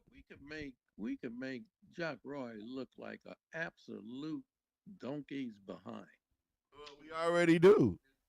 I mean, just by posting what he does and says, we could we could cut in part of our show and then cut in his response to something we said on the show in his press release. Yeah. See, I like that idea. and then offer the commentary. Have a commentary about our own content. And then play another little snippet of our show where we talked about or broach a topic, and then follow it up with him responding to that on his in his mayoral briefing. Now you do realize that every time we come on, it's all brand new material. Yeah, it's new stuff. And the thing is, boy, imagine how much of a clown we could make Rex Washington look like. You know, with all the crazy stuff he's saying. You know, every day I wake up and I look at myself, I'm black. Some days I'm darker than others, but and this skin will never change. You know? It won't change, but it'll go darker. It'll go darker, but it won't change. Stupid stuff, you know. I walk out my house, I turn to the left, I turn to the right, and for 40 years, nothing's changed. You know, I mean, stupid stuff. And I'm the black Billy Nungesser, you know, and then put a picture of him up there and put a picture of Billy Nungesser. Or I could make AI make me a black Billy Nungesser. Ironically, it doesn't look anything like Redix.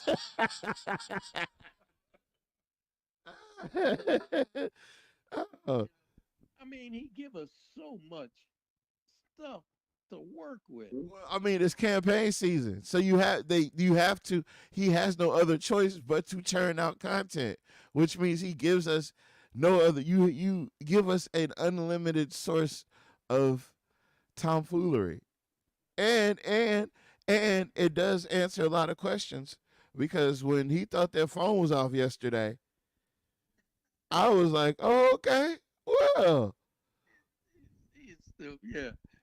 And look, this stuff, I mean, all the slogans he used, less talk, more action. All he does is talk on these social media things.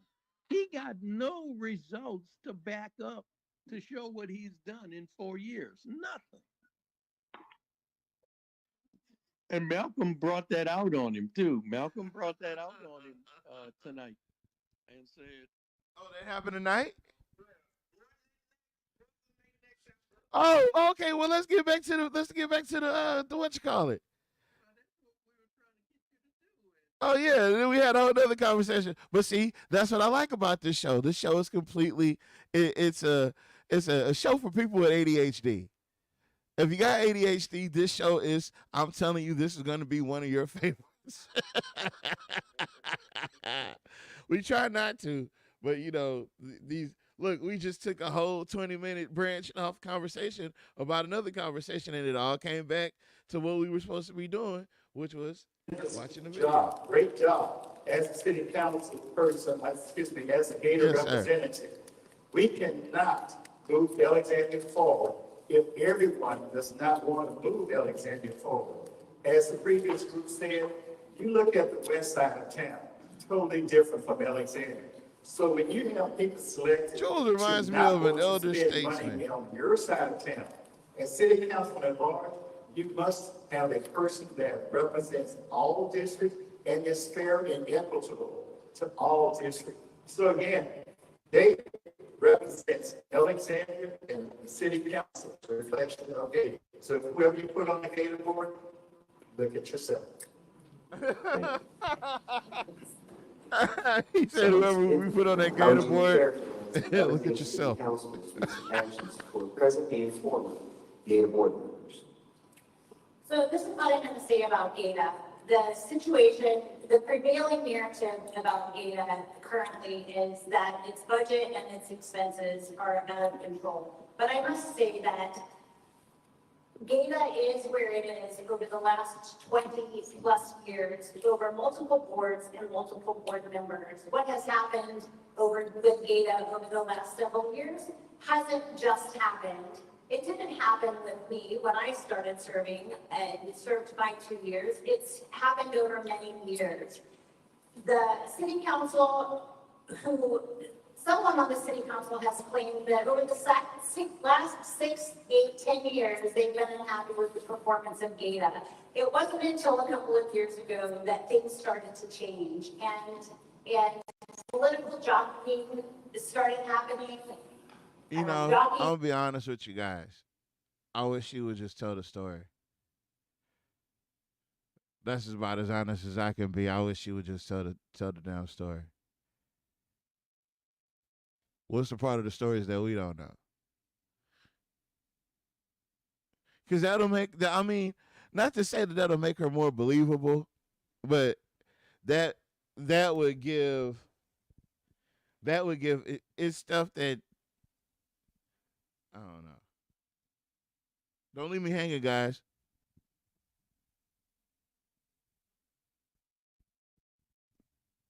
Y'all still on the line? Oh. Okay. Yeah, that question I just asked. I can't even remember it now. Oh, I said that it would be nice for Tracy Snow to tell us the story about what actually happened inside GATA, because I noticed when she answers those questions, she kind of dances around details. She does, and I believe I have no information about this, but I believe somebody has advised her not to talk about her issue with Gator or with Lee Rubin. So some kind of way she must have found out from some white voters that what they don't like is to have two white candidates sniping at each other. And the fact that Lee Rubin did something really bad, they don't want her to call attention to it or expound on it or bring it up during forums.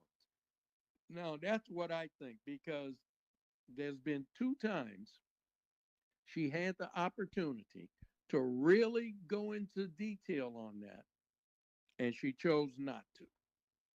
And I don't understand why. She's pulling the punch. I don't like that she's pulling the punch. Yeah, go after him and go after Lizzie Felter and say there was no problem with Gator until we were replaced. And talk about how they replaced them by calling these special meetings to rush it through and replace the folks, But and talk about the color contrast and the gender contrast. They took black persons off to put white people on. They took women off to put men on. See, that's the point that I would, because see, look at this point. The problem that you're gonna have is that these people went through the trouble to ask you specific questions. You and your fellow candidate. Specific questions about Gator. Specific.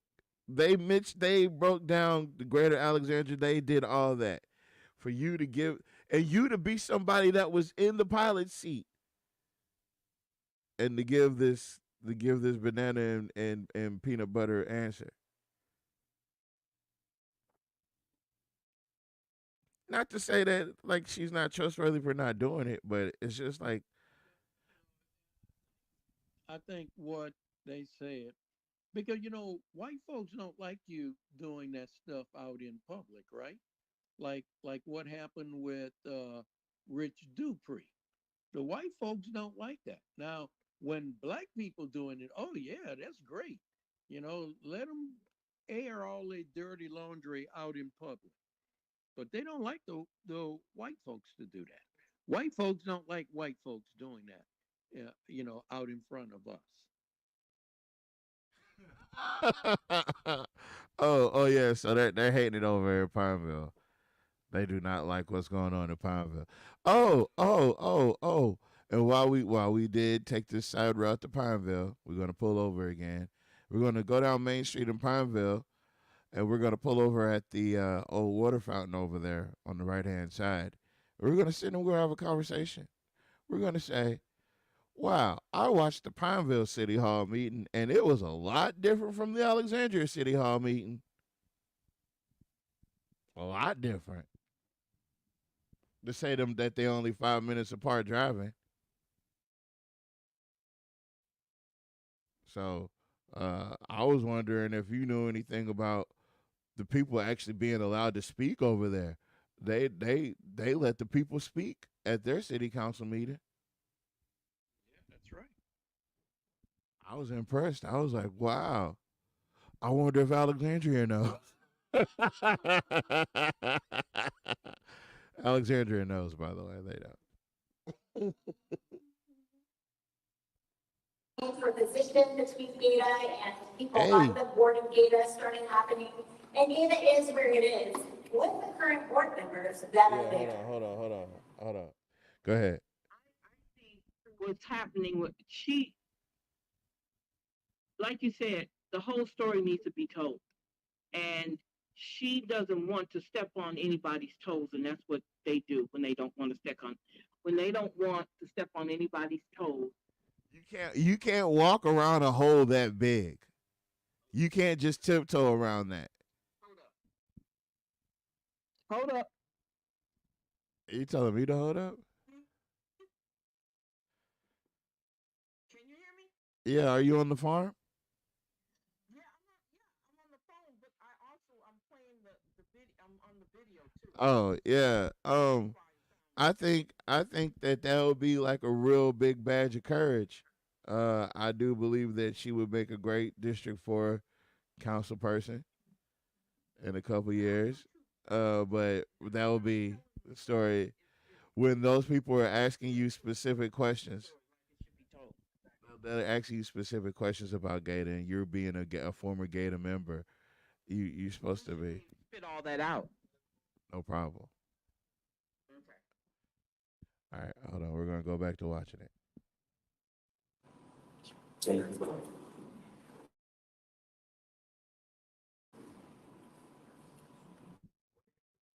What actions would you take? What actions would you like to implement by the mayor's office and council to assist? I will make a video. Yeah, we're on the show. Previously, when I was on the board, we did a utility assistance program to help citizens, which is now filled to the side. Working with the mayor is a difficult task. Everyone she's very good at dancing around. To work with the mayor and other city councilmen, you have to come to a consensus that everyone cannot afford their utility bill and look, even Tracy agreeing with Jules. You gotta, I mean, come on. They would make a great city council. Yeah, I think that they would make a great city council teammate. Like they shouldn't be going against each other. Those two people should be allies.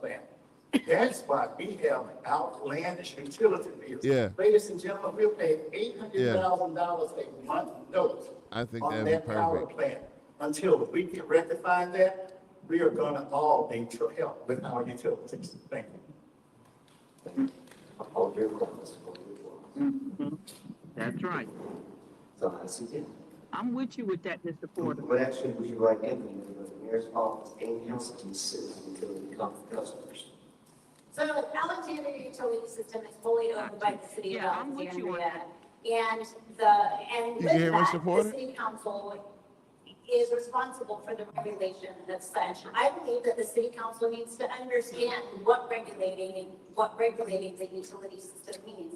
I believe that they need to pass an ordinance, which was attempted last year, to ensure that customers are not cut off from their utilities in extreme heat and extreme who is cold Mama and talking extreme to? weather events. And I believe that the city council is responsible to ensure the fair and Mr. equitable costs across the city for Mr. Leda. utility customers. I think we need to get a handle on the utility You know what system she's and doing? information She's systems watching within the playback. utilities.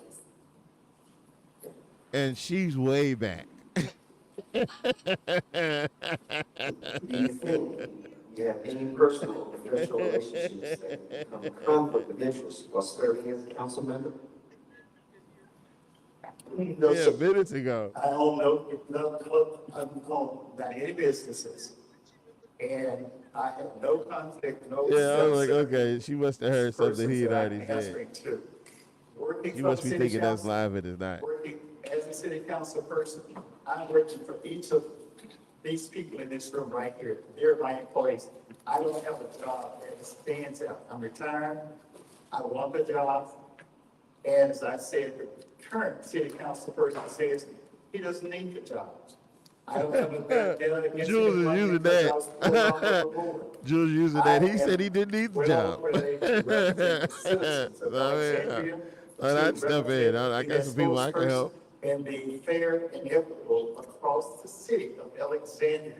We all need a change. As I said earlier, right across over town, it's different. Right over here, it's different. We need equity throughout the city of Alexandria. Thank you. There you go, Jules. Good job. Good job. Do you think you have any personal or professional relationships that become a conflict of interest while serving as a council member? I do not. My husband and I are retired. Neither one of us own a business in town. We are not beholden to anyone. We do not have a job at risk. We do not have a business at risk. No, I do not. Okay, she said she don't have no businesses that could be at risk for her being elected. I don't know. No, she don't. She's I mean, like I said, I would rather them see be on the council together than to see them run against each other. This bothers my soul a little bit because it don't need to go like I'm this. number 35. What it need to go like is she need to go whoop up on Lizzie Felter and get Lizzie Felter off. And then it'll be her, Jules, Cynthia, Malcolm. Oh man, you know what I'm saying? You got your nice little, you got your 5 voter right there. Again, in the city, in the parish. You got your 5 people. Am I wrong, Mr. Porter? We need people who are concerned about the entire Oh, you're right. city of Yeah, I Alexandria. agree with you. Again, not just. We never counted District 4 as a part of that 5. But I mean, with her in District 4, it could easily become part of that 5. For the city of Alexandria, it's your next. And then they can end up having what they'll end up with is the other city council at large, and they'll end up with District 5. But we'll end up with districts 5, 4, 3, 2, Thank you. 1, and the at-large. Also Oh want to yeah. extend my gratitude for the Alphas and Truvine for this opportunity to speak to I think you she all. can do it. You know, a lot of So, I white just wanna candidates say that aren't I bold am enough new to the show world up to of black city events. politics, Yet I do not consider myself. You know, they're never that comfortable in them. consider You know, they myself never act instead like they're that a comfortable in public them. servant. She's I'm done ready that more than to be your once. next city councilor at large for Alexandria, not because I'm against So let's see anyone, here. not because I was removed from a position, not for selfish reasons, but Okay, because I'll miss some I comments. want Remember, she gave the Reddick job. some money. I want to Remember when he listen, ran to for state act, and representative? to ensure Yeah, that this she city did. works She for gave him everyone. like $300. I am my own person and will continue She to gave him act as my $300. own person in the If she name of exposed the Reddick greater Washington, good. then she I exposed herself. am a game changer, and I want Well, us, that's true, Alexandria, but to she doesn't have to worry change about the exposing game Reddick Washington together. because we've already Let's we've already go. done that ad nauseum. Candace Shady says, did you guys hear her talking about how much Gator is doing? She didn't have a problem before when she was on the board and working in the office. Oh.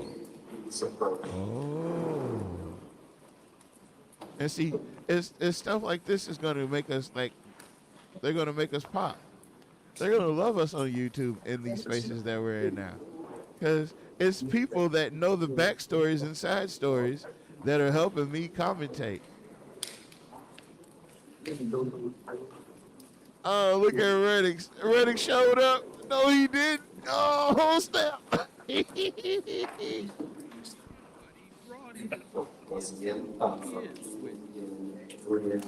trying for so much sympathy votes. It's really pathetic. It's pathetic how he's pandering for votes. You wouldn't hit a man with glasses, would you? But he's trying to play the single dad angle, you know, and that sort of stuff. Like that movie with Cuba Gooding Jr. and with the one in that was in Los Angeles. Y'all know what movie I'm talking about? No. Gooding Jr. was the son, and Lawrence Fishburne, Larry Fishburne. Oh, Boys in the Hood?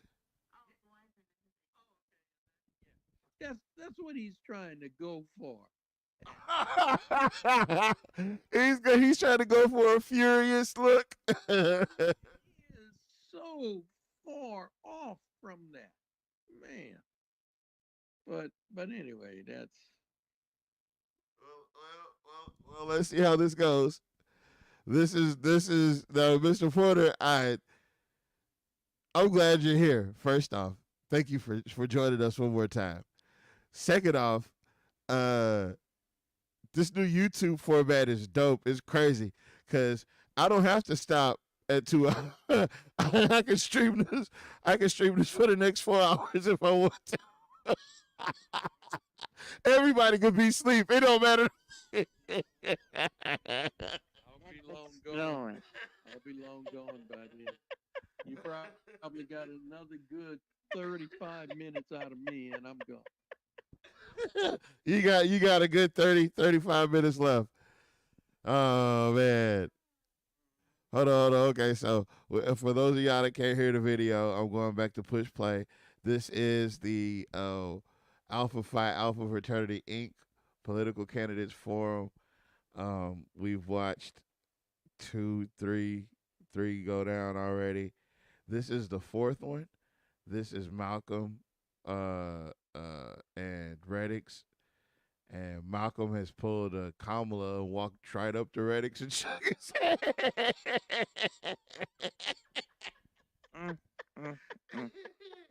He walked right up to him. He took up all his space and shook the shit out of his head. Hold on.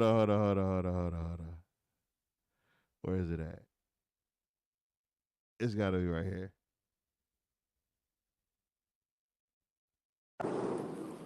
Hold on, guys. Okay, they're switching out people. Okay, they're moving the papers. There go Malcolm. Oh, he was about to sit down. Oh, he walked over to his face and gave it a strong head. Yeah. Yeah, that boy Reddix looked like he got on a safety vest. That damn orange don't do that nigga no favors. He looked like a school cop. He looked like you know what a school cop is? A crossing guard.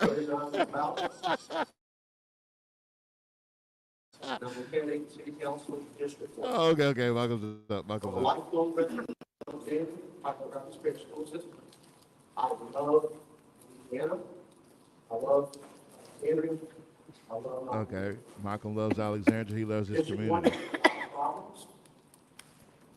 Affordable housing. He's all about affordable housing, building infrastructure. I'm the person to address those needs. Additionally, they're limited programming for children. Juvenile offenders, I see. Oh yeah, he brought up the fact that he's a juvenile defender in the juvenile courts. So he knows the crimes firsthand that the kids can get into. So he wants to. I've served my counsel before. I've served for approximately 13 months. Most of them during COVID. So that was a very difficult time. I have the skills. I have the ability to get the job done. He said he's got the skills to get the job done. And I have the integrity. He's got the integrity to do this job. So I ask that you vote for me, Malcolm Larberdang, number 39. Number 39, y'all, Malcolm Larberdang. Now, What he said is that he had the skills and Good integrity. afternoon, everyone. What? My name is Reverend Washington. Oh, he do First look of like all, a thank crossing the guard. office for putting this together and the pastor for letting us be in his house. he And also, look like the top crossing guard. He's the one in charge. I am Reverend Washington. I'm number 40 on the ballot. I'm currently the city councilman for District 1. One of the things about me is I'm born and raised in Alexandria. Never left Alexandria, went to college and came right back.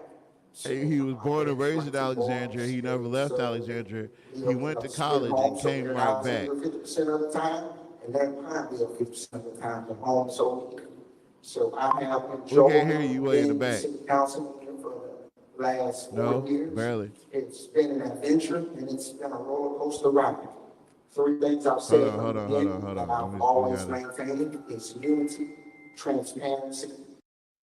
Okay, try it again. No, can't hear you. I can't hear you. Hang up and call back in. Has a lag in it. My other phone has a lag in it. But no, I was just saying to you, okay, I'm going to watch it. Never mind. I'll talk to you later about it. I'm watching it. You know you're not watching us live, right? Because you're behind. You're way behind. No, I'm not finished. But you need to press the live button.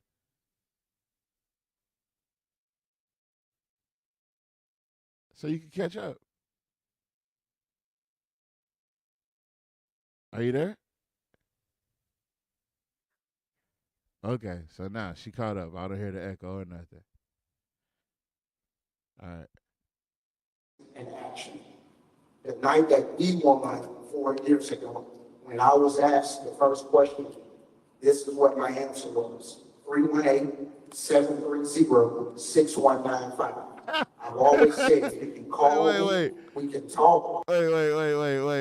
Wait. So, Ms. Agnes, Mr. Porter, if I could get your help, Ms. Kathy. We in the audience, and this man just said, 4 years ago when I took over as District 1, my answer is the same. You know, when people ask me what can they do about crime, I tell them 318-47. He gave out his cell phone number. But look. These people asked you a legitimate question. You gave them a set of numbers. You didn't even say no words. You just said numbers. You might as well say colors. I'm on my way. You might as well say colors.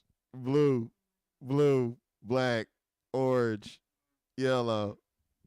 Like, the people ain't trying to hear that shit, bro. They people dead, bro. You tripping.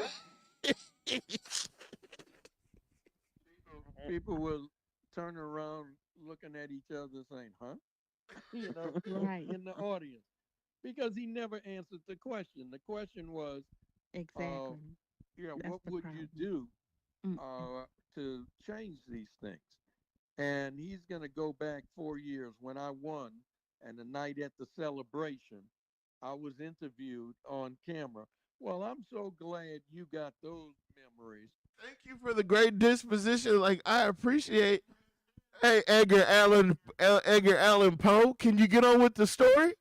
Nice exposition there, bro. You know, can you save some for the rest of us? Fast forward 4 years. We're talking now. Nah. Not 4 years ago. 4 years ago, a lot of things have changed. Yeah. Nah, he wants to get his Vespucci on. He wants to articulate it. He was in there 4 years ago. Hold on, let's see what else he got to say here. And when you call me, put your tennis shoes on and raise up the sleeves. Let's get to work. Oh, he said, when you call that number, get ready to put your tennis shoes on and raise up your sleeves. What does that even mean? That means he ready to fight.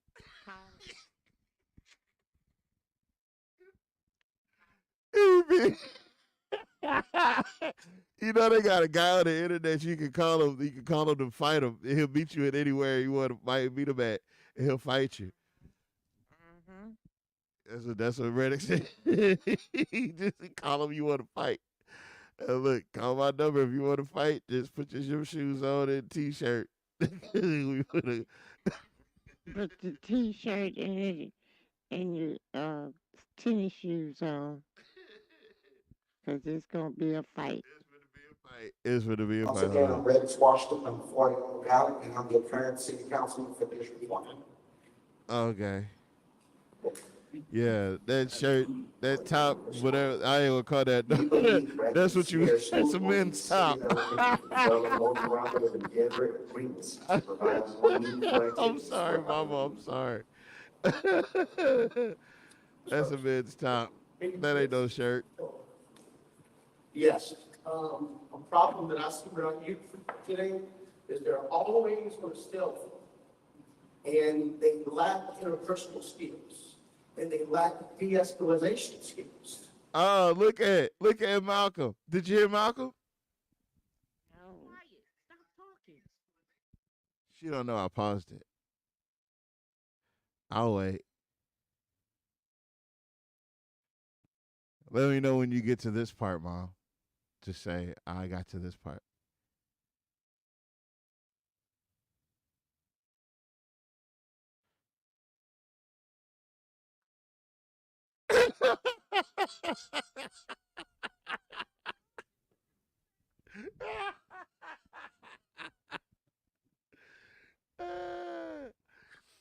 Oh. Did Malcolm hit everybody with the we need to teach the kids some de-escalation skills?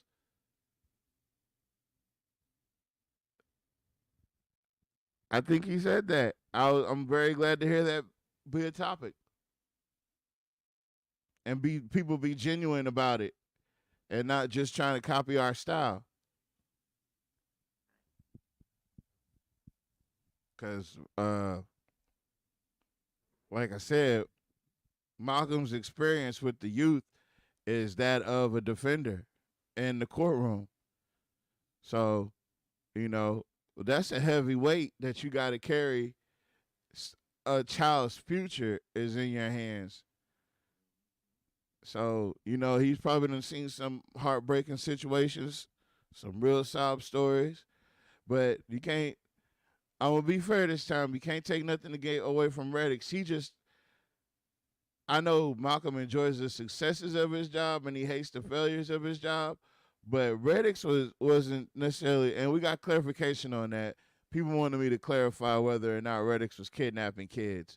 From what I know, allegedly, he wasn't kidnapping kids. Yes, allegedly. Not lying, but he just wasn't explaining it all the way correctly. He wasn't. He was telling like it was a ghost story, and it was really just like it's hard to explain, but he wasn't explaining it correctly to no fourth graders. And a lot of that.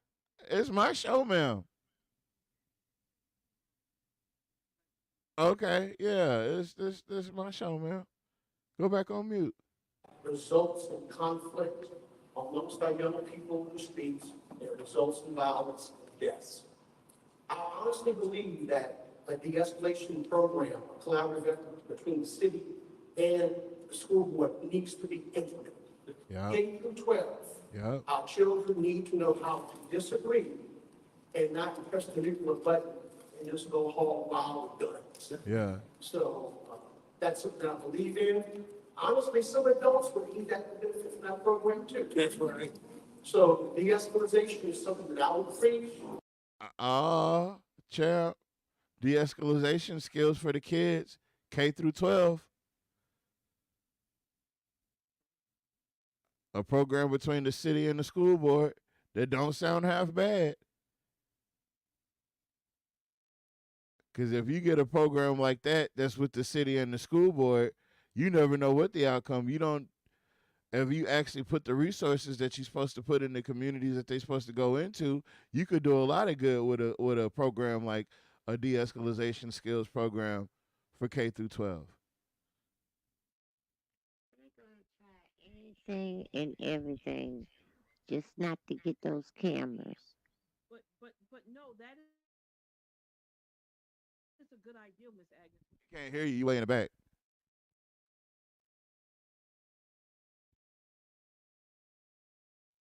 Resolution, that's what I'm talking about. Mhm. That is what that is. Conflict resolution. Okay. That's what that is, baby. Okay, I'm moving on. They push, and of course, I work with more entertainment for the children. De-escalation is very, very important. Thank you very much. Yeah. Okay. Once again, we believe the Rapides Parish School Board and City of Alexandria can develop more cooperative and fair agreements to provide more meaningful activities for our youth. To answer your question directly, I do believe we can do more and we can have those corporate endeavors with the school board. I will say there is one program that I'm volunteered with for. What?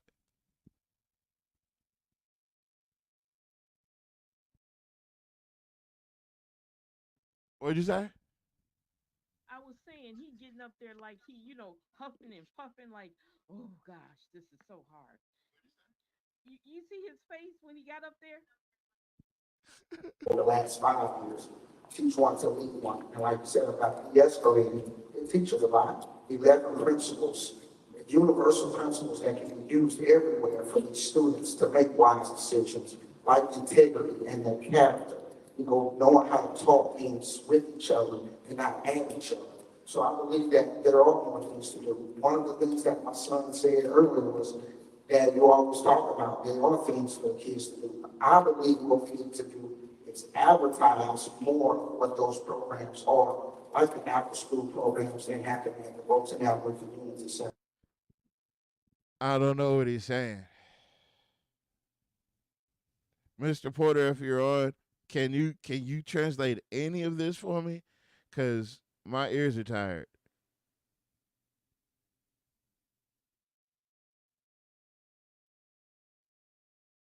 Oh, Mr. Porter. Oh. Question. Trying to show where he's doing some community outreach at Bolton High School, working with them, mentoring them, and that one of the things they mentor the students on is an 11-step process of conflict resolution. Okay.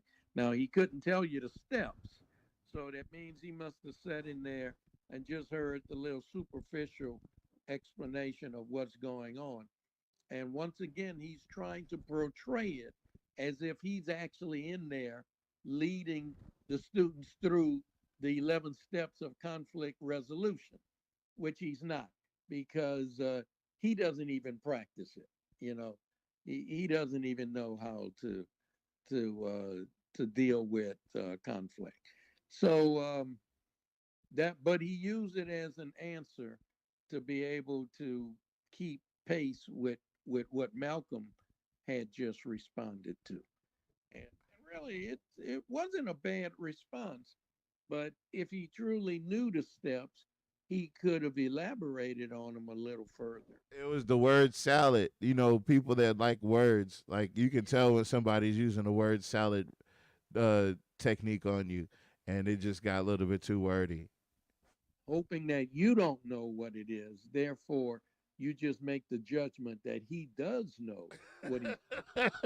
Yeah, I'm not gonna by default. That's a bad idea. So those things are there, they are being operated. We just need to get the word out there more. And you can never do too much for our kids.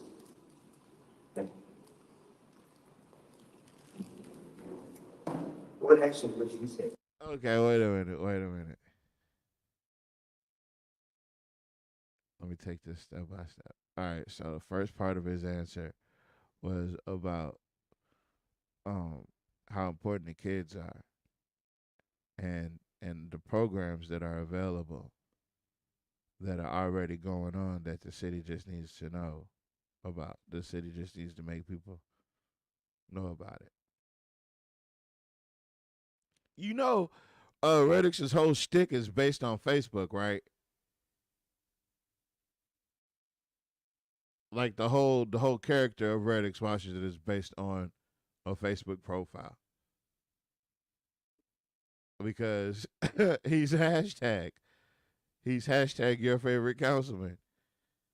He's Reddix Washington. You gotta if you don't know what's going on with the city, then you're not following him on Facebook. That's his whole shtick. That's his whole shtick. So, I mean, it is what it is. I can't argue that's what it is. That's what it turned out to be. Well, what actions would you like implemented on the mayor's office and city council to assist the utility council customers? Let me go back and forth. Okay, it should be. Ask a question to the council. What action would you like implemented by the mayor's office and council to assist utility customers? So if you look at my track record, Councilwoman Perry brought forth an ordinance where we want to make sure that people's utilities don't get cut off during extreme weather, which would be in a mirror of the Louisiana Public Service Commission. Unfortunately, it didn't pass, but we did vote for it.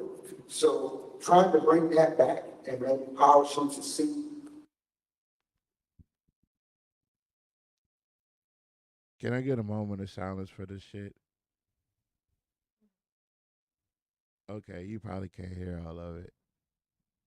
All right, so Reddix on here talking about they were asking them about something about the utilities. And Reddix got up here talking about some damn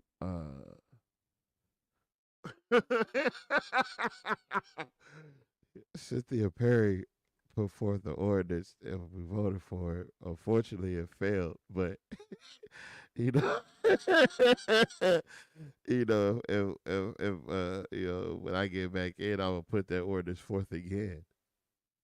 The question was about what could you do to reduce the utility rates, and he didn't answer the question because he was trying to duck the thing about the restore. He was certainly hoping that didn't come up. And because if you remember how this took place, Jack Roy came into office, Michael Marcotte wrote, and Trey Gist wrote up that long, exhaustive restore thing. I was still on the city council because of the runoff between Roosevelt Johnson and Gary Johnson. So I got to serve 2 extra weeks.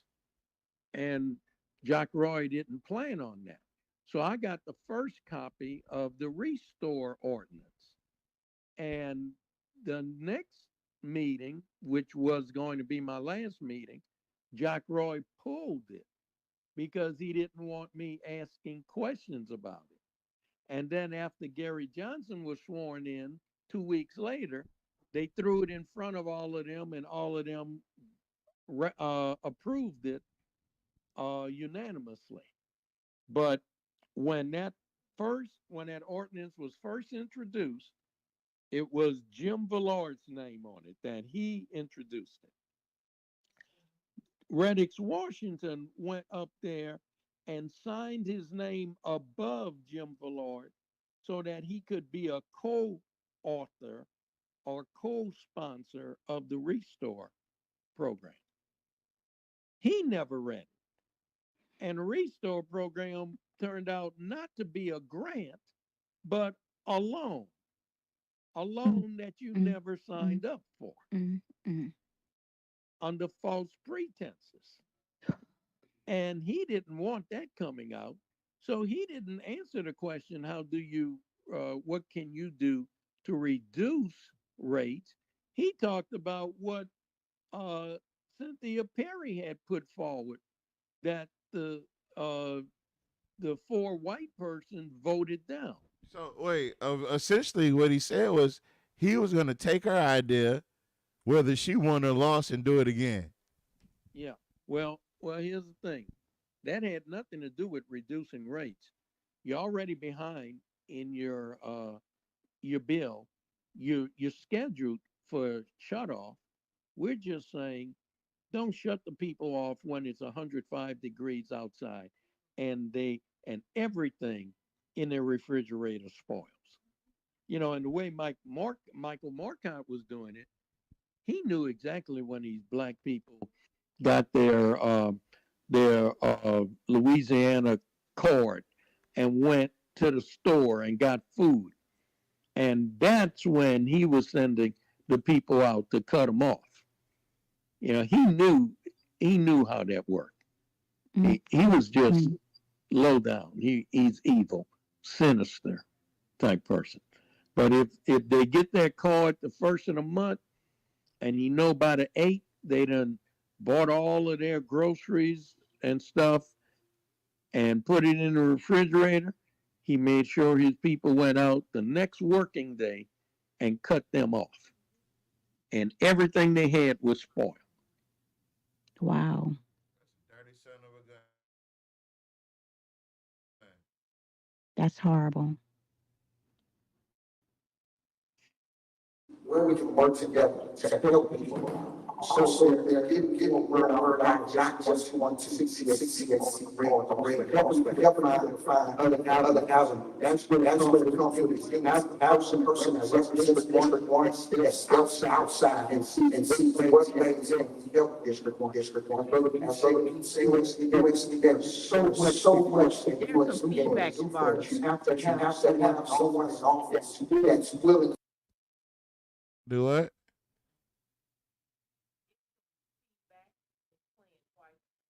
Oh, okay. Okay, I know what's going on. My bad.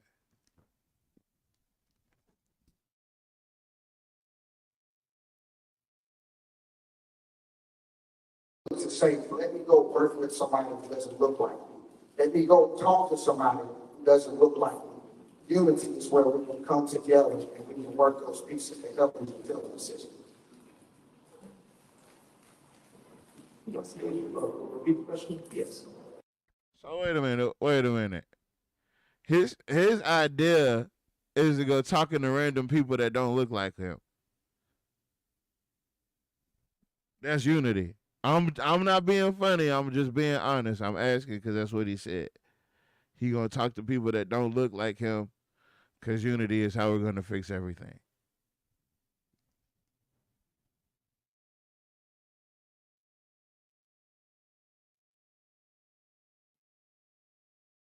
Where's Mr. Leo? No, okay. I don't know if y'all caught this when he first came on. You saw how he was kissing Ed Loverdane's butt, kissing up to Ed Loverdane. Did y'all catch that part? No, I didn't. Kissing up to Ed Loverdane. Did y'all catch that part? That's Mama. You gotta go on mute, Mama. What was that about, Mr. Porter?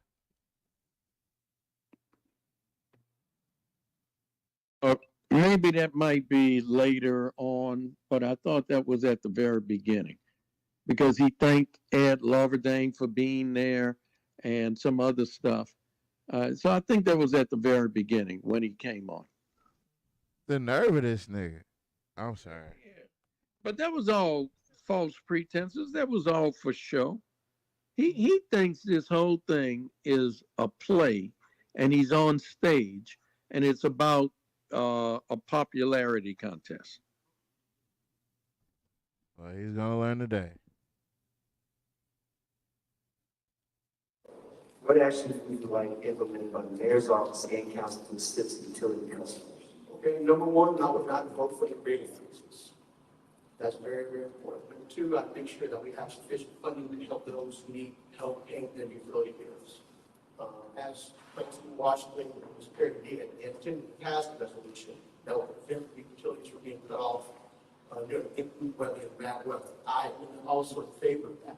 Let's get a little further. We need an affordable housing program. Allow the housing stock in District 1 is poor. For installation, for windows, for roofs, those type of things result in high utility bills. And until you can address the housing issue, people are still going to have high utility bills. My opponent had an opportunity to address those concerns. He has not. And that's very, very important. We have spoken up about affordable housing and voted against it.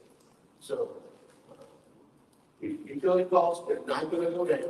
They're going to remain high as long as people live in substandard housing. You think Let that man cook. Let that man cook. He said affordable housing is the key, because they asked him a question about utilities. Well, he said until the people, like people in my district, start getting their houses insulated and done up correctly, you know, the utility bills are always going to be an issue. Then he said, my opponent had the opportunity to address that issue, and he has not. But I will. Gotcha. That's a good one. That's a good old gotcha moment. Hey, before you finish, look, another thing, Mr. Porter, remember that people couldn't get any money from. Hold up. Okay, remember when CCAC was also giving out money and they were ordered not to go get money from CCAC? Remember that too during the restore? Do y'all remember that? They were told not to go to CCAC.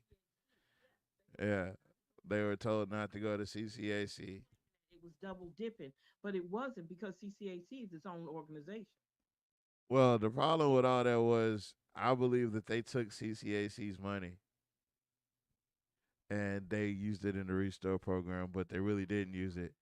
They didn't use it in the restore program. Yeah, that's why they told you not to go try and get it. Every which way they could avoid people from using CCAC during that time, that was to go directly to restore. That's so that all the money could come straight to restore. That's what that was. Yeah, a restore was a scam. I'm sorry to tell y'all, restore was a scam. And if y'all on the restore and y'all didn't ask to be on the restore, y'all need to do a class action lawsuit or something. I don't know. Y'all need to do something. Hey, it couldn't have been me though. Mm-mm. And see, when they did that, that was like telling them that CCAC restore, but restore was already in the making. They were already using it. So they were telling them in the midst of getting restore that they couldn't go to CCAC. It was they were not allowed to go to CCAC and ask for money too. And I think they were forcing people to sign up. They were forcing them to sign up, but guess what? They used the same guidelines as CCAC so they could check CCAC records. that's right.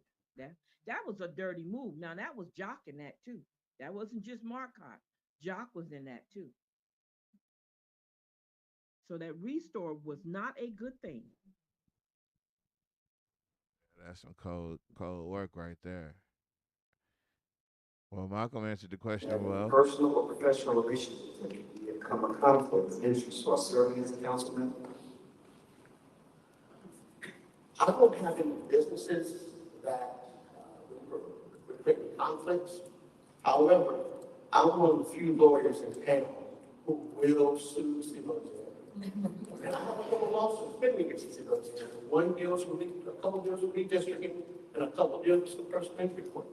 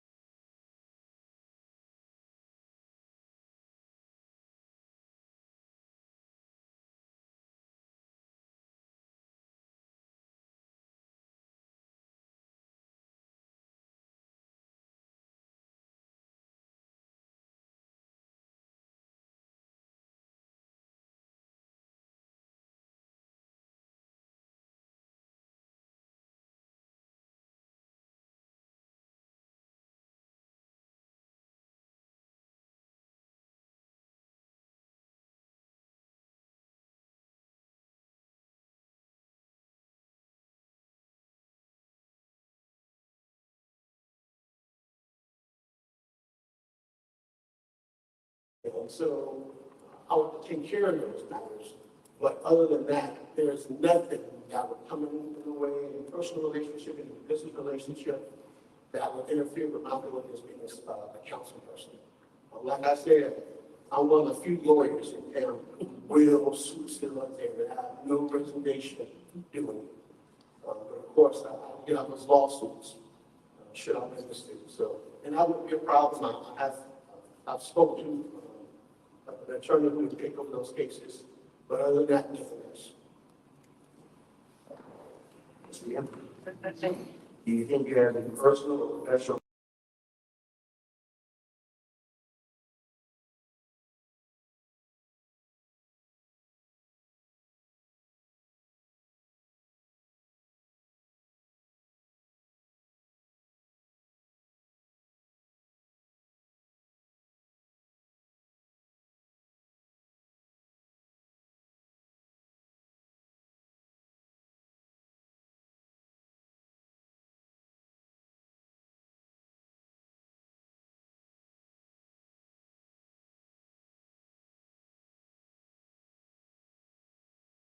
Relationships that become conflict of interest while serving as a council member?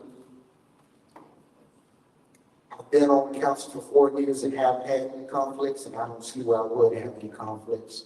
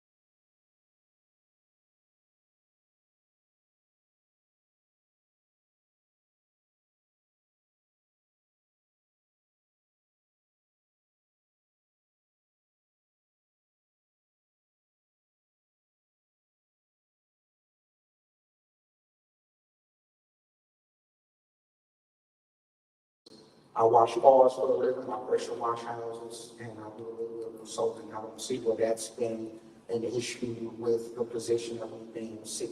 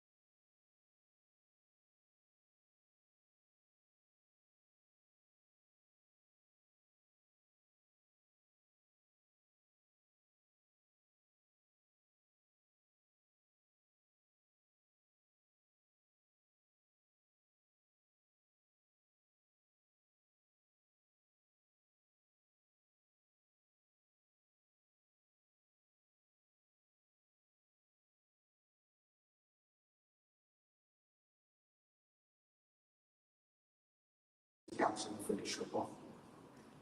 As we go forward, we're having close remarks starting at. Yes. I've always thought this, and it's funny that we're in the church when the Bible actually says, when you have no vision, people perish. This was not my vision 4 years ago, but it's became part of my vision. And I've said it before, I enjoy being in this position, not for me, but when I turn around and I see the people I've been able to help, when I see the scholarships I've been able to help people get, when people call and I'm able to get them help, that's been a great part of being in this position. The other thing is it's been a challenge. So learning how to work with other people has been a challenge, but it's been a fun challenge. You don't go to work and start on fries and then expect to stay in the fry man. Most people want to move up into management and become an owner. And so I love the part that I've been able to progress.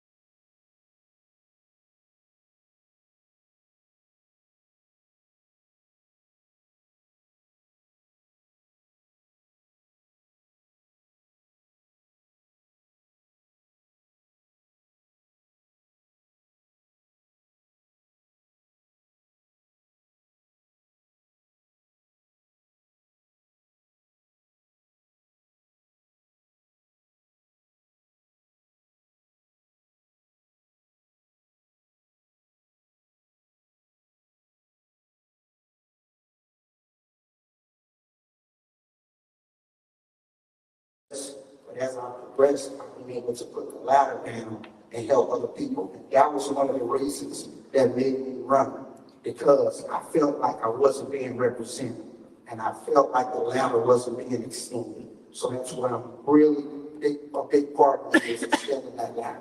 Thank you. Repeat your question. Any closing remarks? So, yes, the first thing, the brothers of Alpha Phi Alpha Fraternity Incorporated for hosting this forum, and True-Line for the youth facility. True-Line is a beacon of the community. We appreciate the work that you do. One day, and City Council #1. This race is very, very important. Integrity, honesty, ability, transparency are crucial in this race. District 1 has a lot of needs. They have not really been addressed the last 4 years. Non-COVID, the incumbent has had the opportunity to speak on these issues, address these issues. Oh, we had a whole conversation and didn't even have y'all on. People My make a bad. difference in one direction. I'm independent. I will speak out. I will speak up. I will say what needs to be said, and I will fight the big fight. So now from today, Councilman District 1, number 39. It's time to make District 1 number 1. Thank you very much. Now, not too much, guys. That was the closing comments from both of the candidates. As it stands, if it was your ballot and you had to pick one, who would you pick and why?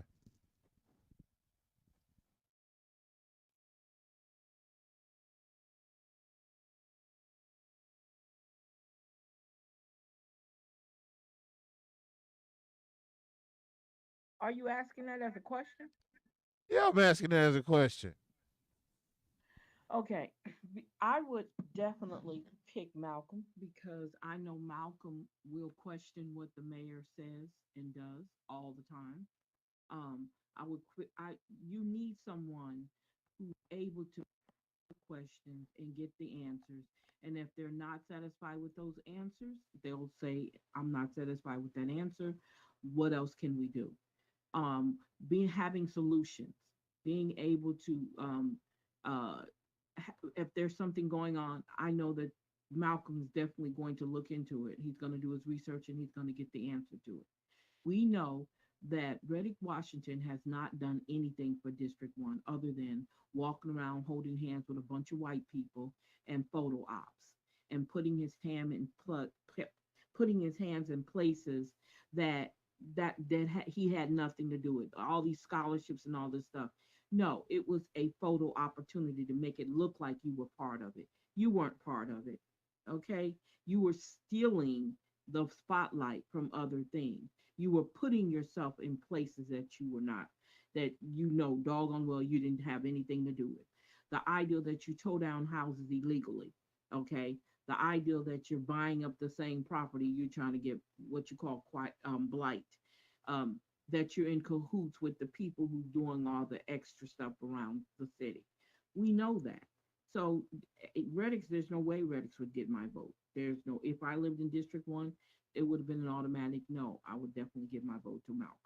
Because we know Malcolm knows, even though he didn't stay in there long, in the time that he was in there, he was able to make changes. And Washington had 4 years. And the idea that he sounds like he still don't know what the hell he's doing after 4 years, you don't want to give somebody another 4 years to make them see. You're trying to get another 4 years to make it right. No, you had 4 years. Move on. Let somebody else, like you did us. Remember, you did that to Mr. Fuller and them. They were too old. They needed to go. You are too old, and you need to go. Point blank. Okay. Facts. Big old stupid facts. I'll go with you on that one. So let's continue. We still haven't gotten to Sassy Steve yet.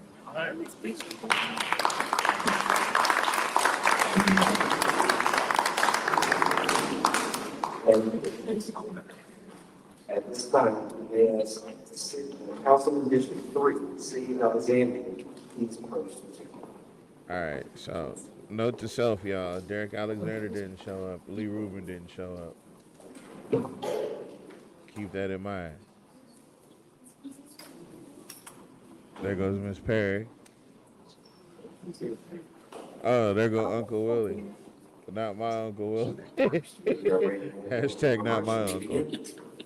My name is Uncle William Chark, and the mission is clear to be the voice that represents you. Oh, this dread, oh man. What this elder old statesman John Quincy Adams shit he do?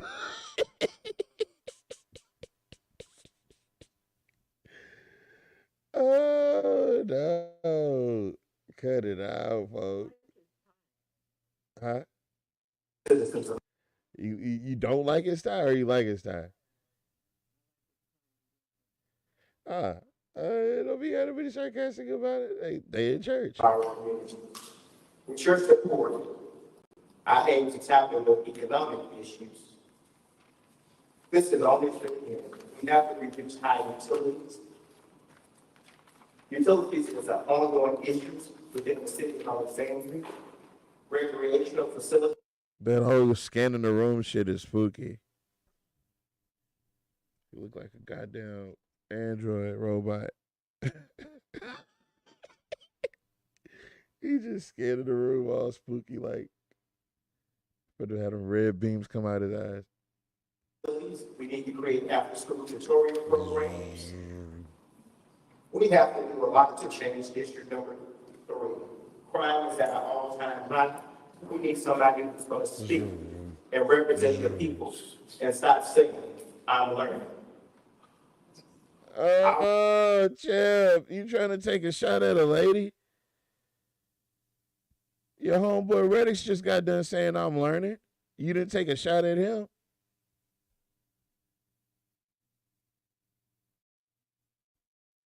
That's how I know you really did that to them ladies, bro. That's how I know you got all them restraining orders for real. Cause you. Oh, is he lying? That's how I know you got. First, you got to say, is he lying? Well, he not finna go in there and do anything. What is he gonna? He's gonna walk in there and know everything he's supposed to be doing, and he gonna be the one saying I'm learning.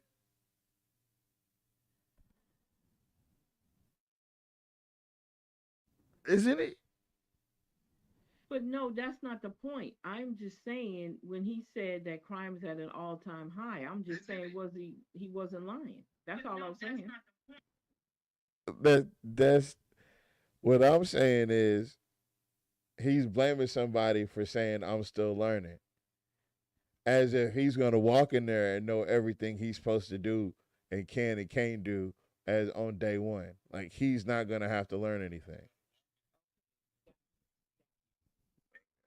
Yeah, that's all I was saying. Our kids are using the bathroom on trees at Cheatham Park. and nobody's saying anything about that. We have deaths in our community on a daily basis. Restore program, they didn't even read it. They said, I voted for it, but I didn't read it and I didn't understand it. We have to do better in District Number 3. It's time for a change. When you go to the polls. You know what? Let me tell you something. That's why I'm glad Miss Cynthia did what she did. See, you can't pummel me with something that I said I did. By me admitting it, it takes all the sting out of any forbearance or blame later on. I admitted it. So you can't hold that against me. Everything he just said that she did, she admitted to it and was apologetic for it. So, I mean, you trying to take these jabs, I couldn't be your campaign manager.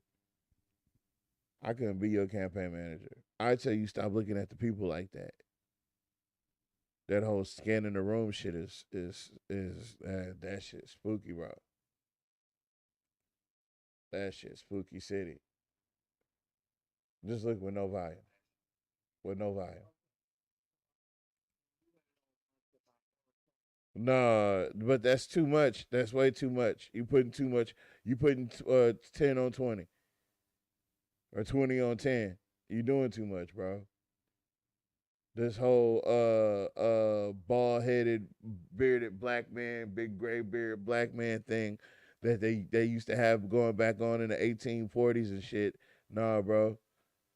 Nah, bro, this ain't it.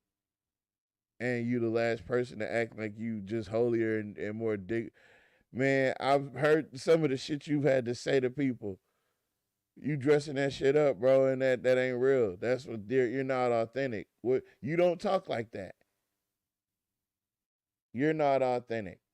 Just like I had my critique for Tracy Snow.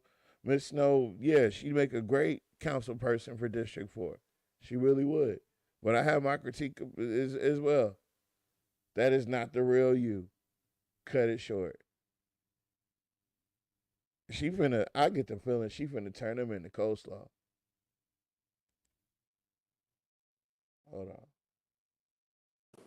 Are we ready? I am. It's my mic go. Check one, please.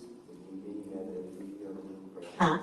Okay, here we There go. it goes. There it goes. My name is Cynthia Fairview. I am the councilwoman of District 3.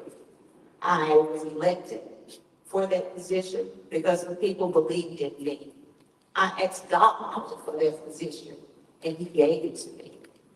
Everyone has been saying, my opponent, about the on-job training. Yes, there's no position that you can hold that you do not continue to learn. I go to conference. That's what I was saying. That's what I was saying. You can't really just shit on somebody because they say I'm still learning. You can't turn that into an insult.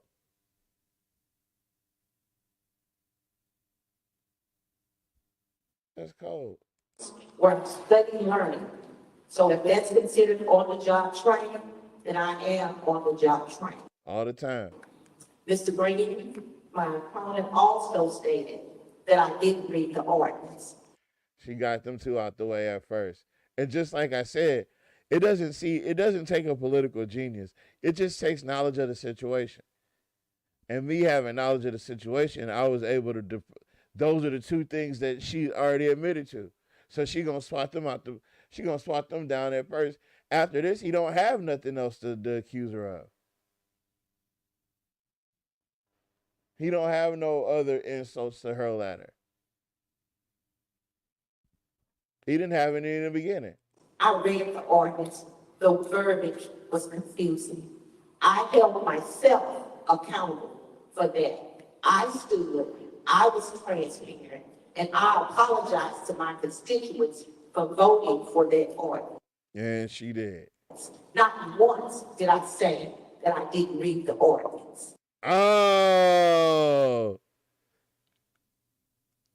She should put a wig on that boy, bald head.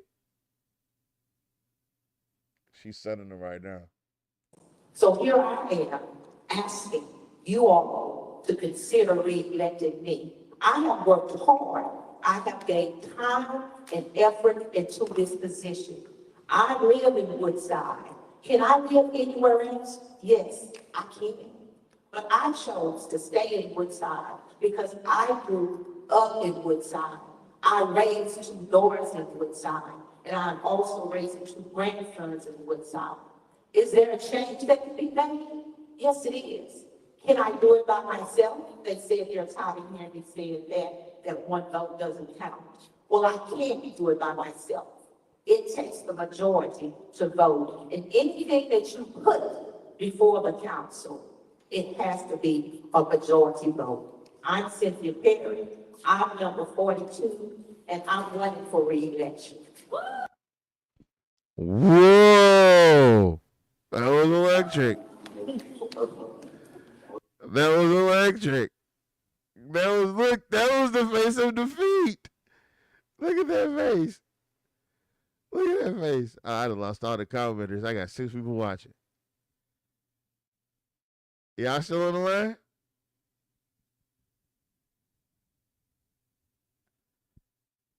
What kind of lag is this? Mr. Lita, are you there? No. Mr. Porter? We out here.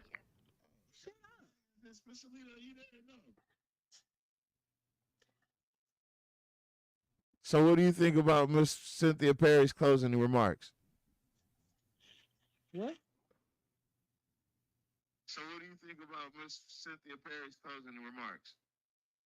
Okay. She took it upon herself to respond to him rather than just make to elaborate on some of the things she did do, you know, because he was being petty about stuff like the paint that was put on the basketball court at Cheatham Park. It was red, white, and blue instead of being green and white. Well, even though it's across the street from Peabody High School, that park is not Peabody's park. It's the city's park. So they had no obligation to paint it green and white. But he's trying to make that an issue. And then the fact that she say, I'm still learning, I certainly hope he's still learning, because if you continue to learn, if that's a negative, then once again, he's traveling down that same road that Brandon Odom, Danny Lair, what's his name, Clarence Reed, that whole group, you know, where it ain't about education. It ain't about, what degrees you got. It's about the streets, that kind of nonsense. So, yeah, he's just too petty. He's not ready for prime time, not at all. Somebody said he wasn't petty, he was sassy. We'll leave that alone, Mr. Porter. The thing about it is, guys, is that you could always tell who won the argument by the look on everybody's face when they walk out the room. And you can let them argue for 2 or 3 hours. And when them 2 people come out that room from arguing, you can always tell who won by the look on their face. You don't even got to hear the argument. Look at that look on his face.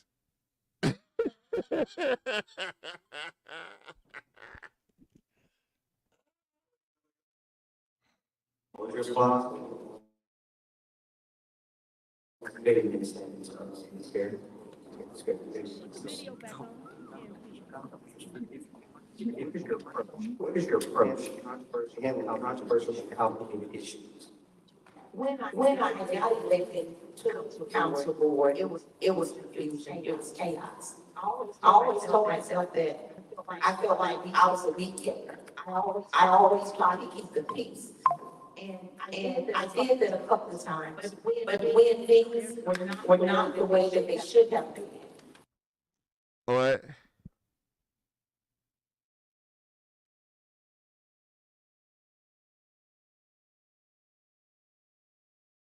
Or an item on the agenda, I came out prepared because I know that what was doing or what they were doing was not right for my district.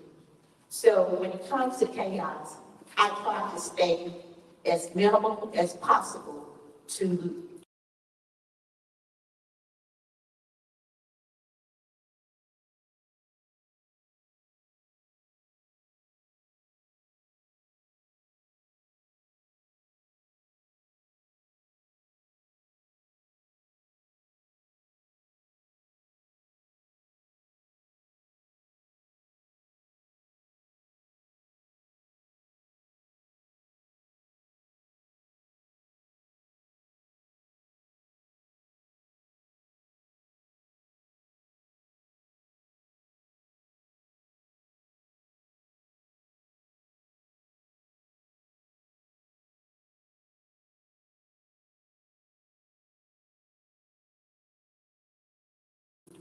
lessen the argument and the bickering.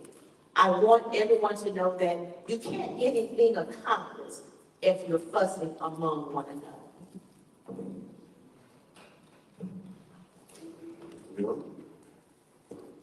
What is your approach to handling controversial and complicated issues? You know, at the end of the day, we have to work on both sides of the equation. As a business owner, I come in contact with a variety of people on a daily basis. I'm out on the streets. Every time, people don't agree with what I say. But I feel as though I have to be the voice for the voices.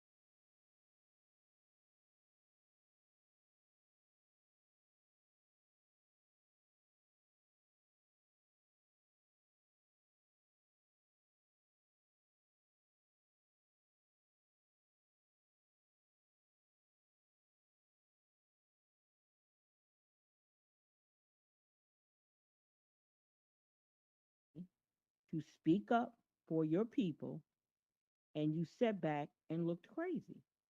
And then the person that you for your people. Hold up. And you sat back and looked crazy. Then you turned around and stood up with the very person who was hurting your district on a grander scale. So I understand that they don't have much to choose from with them, but I don't have to vote in that area at all. But I mean, You would vote for her if it came. You vote for her, and it's not one or the other. If I was in that district, no, I would not. You don't tell me who I can vote for. You would vote for her. No, I wouldn't. Who would you vote for? Him? I'm disclosing my vote. That's Then don't talk about voting then. now. Like I said before, I don't have to tell you. Oh, so I can't talk about voting because you said that. If you're not gonna talk about who you vote for. Like I said. And I will continue to speak against the injustice that takes place in our communities. We talked about District 3. And my opponent says that she's still learning. My opponent said that, this is a quote, when I think of District 3, I think about poverty, I think about crime, I think about uneducated people, I think about homelessness. I have the biggest district. When I think of District 3, I see a beacon of opportunity. I see potential that hasn't been touched. We talked about third. Wait a minute. Is he penalizing her for recognizing what was going on in her community? No, you're not. You're. What I see what you're doing, but it's all right. You can do that. I hear. I'm not doing anything. I'm asking a logical question. Now, if anybody's response to my logical question is, "Oh, I see what you're doing. You're doing." No, I'm not. That's a logical question. And badmouth the place that you're the district. No. You don't sit up there and ignore the plight that's in front of you. I didn't say you ignore the plight. I never said you ignore the plight, but you don't sit up there and talk about it. He's talking about it. No, man. Look, let me tell you something. I'm real big on being fair. I'm positive. And the last thing I would want is for me to be able to say something and you not be able to say the same thing, or for you to do something that I'm not able to do, simply because somebody said I couldn't do it. Not that I can't do it, is that I'm not there. They won't let me do it. I'm going to say what I have to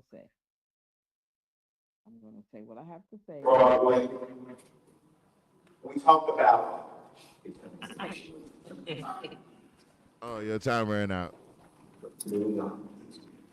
My time ran City council requires his time significant time and commitment in usually 2 to 4 meetings a month, as well as reading prep prior to meetings. How will this fit in with your other commitments? Actually, it fit in well. I'm still here for 4 years. I work at Eli Nathan High School. I take care of 2 grandsons, and I'm still doing what I need to do as a city council. I've only missed 4 to 5 meetings in 4 years, so it does not interfere in my personal life or with my job life. I asked for this position, and I am fully committed to this position to make sure that whatever I can do to better District 3 is what I can do for. Time is committed to District 3. Mr. Williams, city council requires a significant time commitment, usually 2 to 4 meetings a month, as well as reading prep prior meetings. How will this fit in with your other commitments? I don't see an issue, because when I get to a phone call at 3 o'clock in the morning, Can we just leave Bishop T.D. Jakes right there real quick?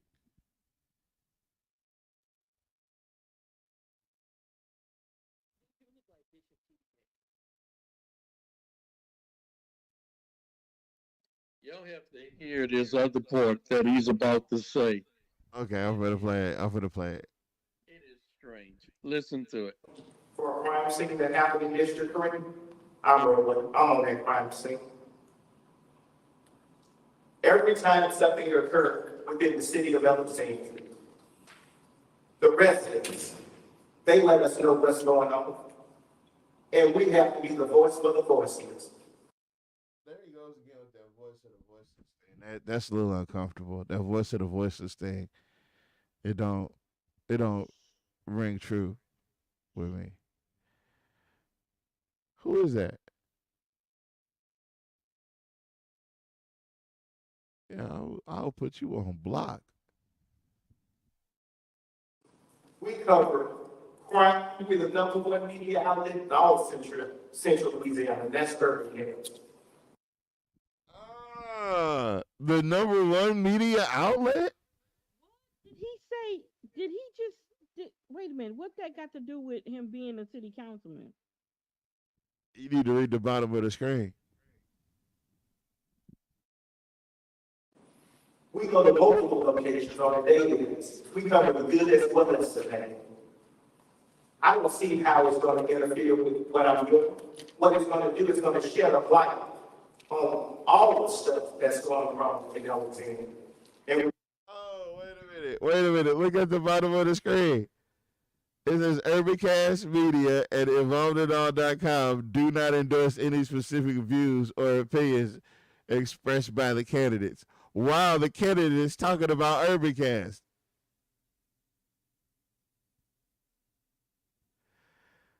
Y'all, come on, man. And we will call out those issues, good and bad. So I'm looking to work overtime for the people, because the people have not been represented for far too long. He said he willing to work overtime. What does that even mean? He claims he gets up at 3 a.m. when he gets a call and goes out to the crime scene to film it for UrbanCast. Notice something else, Mr. Porter? He said they get the call. Yeah, yeah. People call So them. who's Yeah. So who's giving them that information? No, it's that guy that Kendrick Stoner, who works with the sheriff's department. Yeah, with the sheriff department. When something comes across on the radio, he contacts them. Yeah. You got to remember their boss is Lee Rubin. Yeah. So their boss is not Lee Rubin, it's Charles Elliott. Or Philip Terrell, yeah.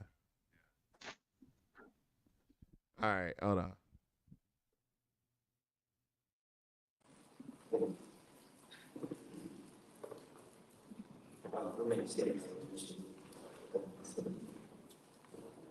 Do you think that in personal or professional relationships that become a conflict of interest while serving as a council member? I don't see that I have any conflict because currently I don't do any business with the city of Alexandria. The only conflict that I see is I will expose the injustice that takes place. I need you guys. Udame. Okay, unjustness. Of course. Injustice. Injustice. Injustice. The yeah. unjustness. And he just doesn't know the word, that unjustness is not a word. And what he was searching for is injustice. Kind of hard to be an elder statesman with a beard and a bald head when you use words like injustice.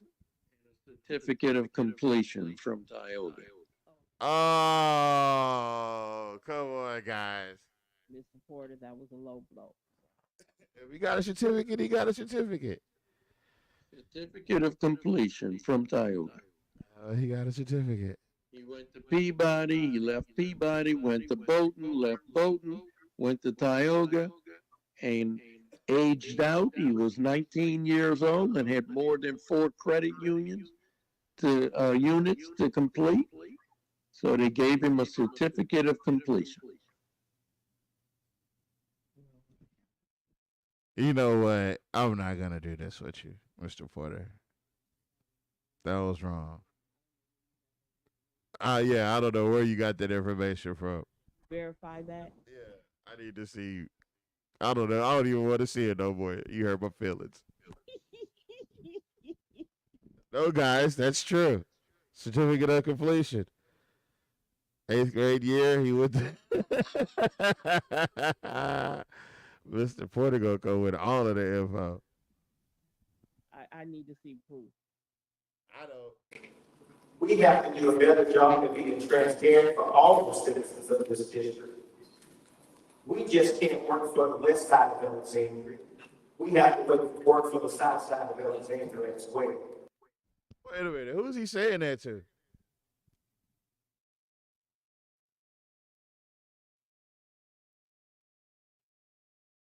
He just saying it out loud. And look, if he was to get into office, everything that comes across that docket, the agenda for districts 4 and 5, he would be voting for it without even a second thought. No hesitation. Yeah, no hesitation whatsoever. So all this stuff he talking, that's craziness. All we got to do is go back to when him and Reddix Washington was standing with the Dixie Youth Athletic League. Talking about let us play. Of the city hall. You know, talking about Johnny Downs. Let us play. Yeah, let us play. I hope people don't forget. Yeah, they don't need to forget that at all. You got that picture? I can find it if I look for it. Have it for me for tomorrow. Our people have been forgotten about, lied to. We saw millions of dollars on the west side of Alexandria, and I'm thankful for that. But we didn't have enough gumption or enough sense to say that we need to put some of the money on the south side. And Franklin Hunter Park, we have no recreational activities. We put a gym, a basketball court, Cheatham Park, and we painted burgundy and blue, and now Peabody colors.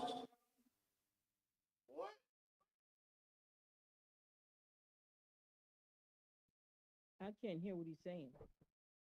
He said, we got a gym, we got a basketball court over here, and they painted it burgundy and blue. Why couldn't they have painted it green and white?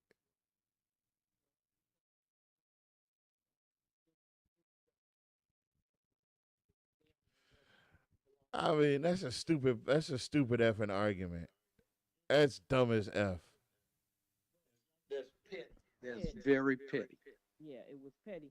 Just like you said, Mr. Porter, it don't belong to Peabody. He should know that. It actually belongs to the city. And that you being the district councilman, you should know that. You want to be a district councilman. And look, the councilmen don't determine colors, the specifications of the colors for the court is. Yeah, that's done by the engineering company. You know. Now, if it really was super important, you would try to make that a part of the specifications. That's right. But you don't get into those details, you know. I don't know why he thought that he was a part of that process. Because he has no idea what the job involves. That's right. Oh, okay. Well, then that makes sense. Make it make sense. How many times have y'all gonna screw over us?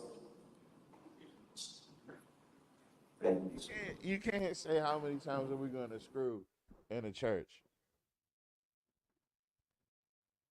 Huh? He said, how many times are you going to screw us over? And look, so supposedly he's a member of TrueVine, right? And he uses TrueVine facility to do some mentoring of students. Early on, he mentioned he mentors 400 students a month. What? Yeah, there's other people that were there that's part of the congregation. And they were telling us it's more like 10 students a week. Yeah, I don't. 400 a month. Teachers that are in actual schools don't see 400 students a month. That's right. Exactly. And get this. The two people that was telling us that, one was a lady that worked at the facility. One was a man. I don't know if he like helps out around there, or maybe he's one of the custodians. I don't know, but they were there, and they said no. It's more like he said the most I ever seen here was about 10, and that was 1 week. That's a week, and a lot of times it's just the same kids. You know, every now and then there'll be two different ones. But at the most, it's 10 kids a week, and that's it. But it's 400 a month. Yeah, that 400 is fallacy. That's a lie for those people that can't keep up with Mr. Porter. The other thing, you see how Reddix Washington was talking about there's a lot of things to do in the city. It's just not advertised. And he talked about Bolton Community Center. And they have after school tutoring and stuff there. Well, guess where I was yesterday afternoon? Bolton Community Center. There was nothing going on there. The place was closed. And Randy Harris was there with me, so he could testify to that. You said the doors was locked? Yeah, Yeah, like every other center that's around. yeah. So they get up there and they'll say anything, and people just accept them at their word. And I wouldn't have known if I hadn't met Randy over there, Randy Harris over there, at that afternoon, and I think it was like 3:15, 3:20, because Randy had to leave to go pick up his son. That place was totally locked up. Whatever workers were there had left like at 2:30 or whatever. And that's before school gets out. So that's made up. Yeah. And he was talking about those people make like 50,000 a year and they over there. Yeah, the workers there, but those workers, they off at 2:30. School gets out at 3:00. Boy, I tell you.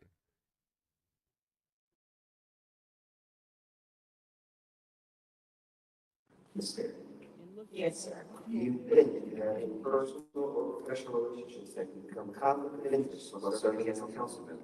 No, sir. I don't have any conflict, personally, for serving as a council representative.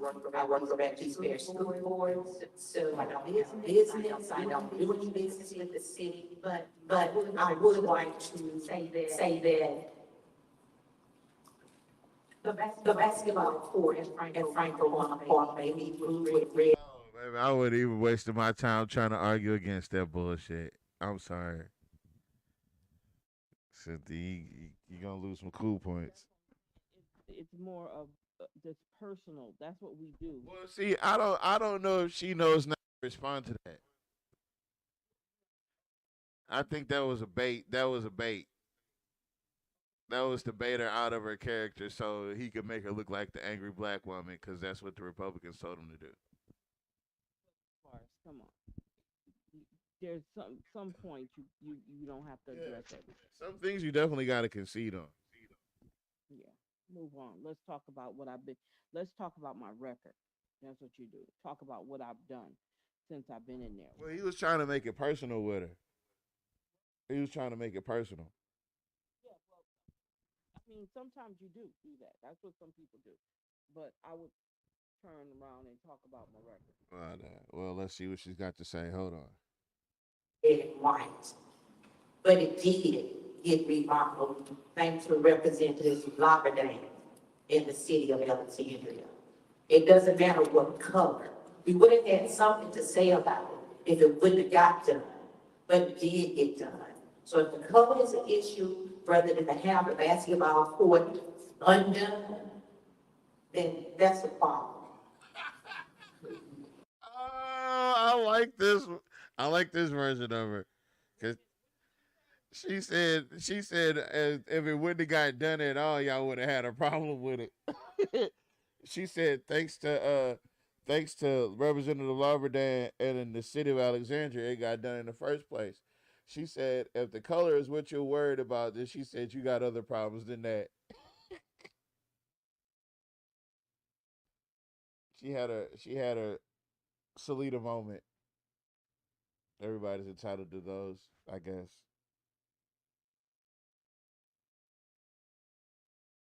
I don't like them. It's different though. Hit different. At this time, we'll close remarks, Mr. Miller. The color is not the issue. The issue is black boys and black girls have. Oh, why is it the color the issue anymore? You just made the color an issue. Oh, I'm confused. Who else is confused? The question was, this thing got nothing to do with the question no more. This is the closing remarks.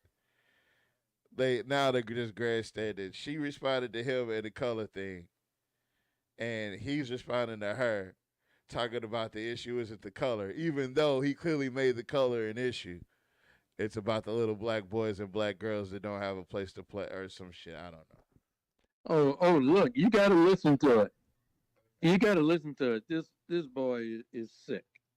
Use the bathroom on side of trees because we have no facilities open for them to use the bathroom in the city of Alexandria and Hillcrest. The problem is with the basketball courts that the gates are locked. Did he say the people got to go pee on the side of trees? Yeah. So he's out there watching little girls and little boys go pee. Oh, Mr. Porter, This man is sick. He's Mr. perverted. Porter. Mr. Porter. It's got to be true. It's got to be true. I don't think he's watching them. I think. Oh, he told him. Come on, he said where they go to. How does he know where they go? Behind trees. They could be going behind buildings, or they could go down in the ditch. Yeah. But he knows they're going behind trees. What you doing watching them? Exactly. That's my point. That's my point. That's wild, folks. That is a Sit Down Complaints 625 Murray Street exclusive. This is a first. What is your kid doing out after 8 o'clock on a school night? Without a parent. Twinkling behind a tree. Those courts open after 8 p.m. on a weeknight during school. Well, I was thinking because this is what I was saying. Me and Nat was saying. You lock up everything at 8 o'clock. Mom and dad gets off at 5. You got to, get everybody ready. And maybe he wants to do a couple of basketball, whatever, at the park with his dad. Well, if the gates are locked at 8, they can't do that. Because you got to remember now, all kids don't go to bed at 8 o'clock. Yeah, but I mean, what's the point of having well, actually, the park should have cameras. I think that's the end result of what we said. People who play night basketball. Okay, but if we're talking about kids. Okay, I was talking about, okay, I got you. But I'm saying, why can't they be in those parks with their parents at nighttime? I don't. After 8 o'clock, I don't think it should be no locks on it. I think everything should have cameras on it. That's my idea. Me and Mr. Porter, we came up with that. All the public parks should have cameras there, just like they do at Johnny Downs. They should have some sort of cameras there. Watch it. At 8 o'clock, and our kids have no recreational activities.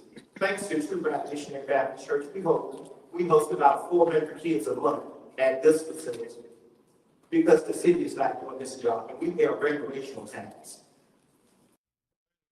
So if you doing it at church because the city not doing its job, does that mean that the church is doing its job?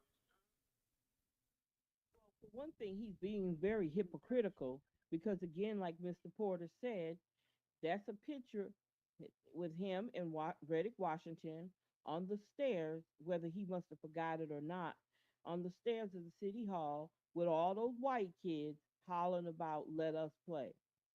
Okay, you got to keep that in mind while you're talking about our kids. Our kids only become a concern of yours when it's at a convenience for you. Other than that, our kids are not a concern to you because you're trying to run for an office, and he knows damn well that's what this is about. It's not about actually caring for the kids because that group of people don't care for anybody unless they're getting something out of the deal. Point blank. Okay? And we know that. We know that for a fact that they're very selfish, older black men who really don't care. And they run in groups. They all have basically the same type of personality. And I don't care how many kids they got. They still don't care about the kids in the community.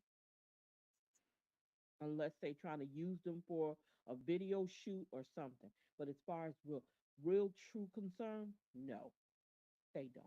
They're about, if they can't benefit from it, they're not going to do it. point blank.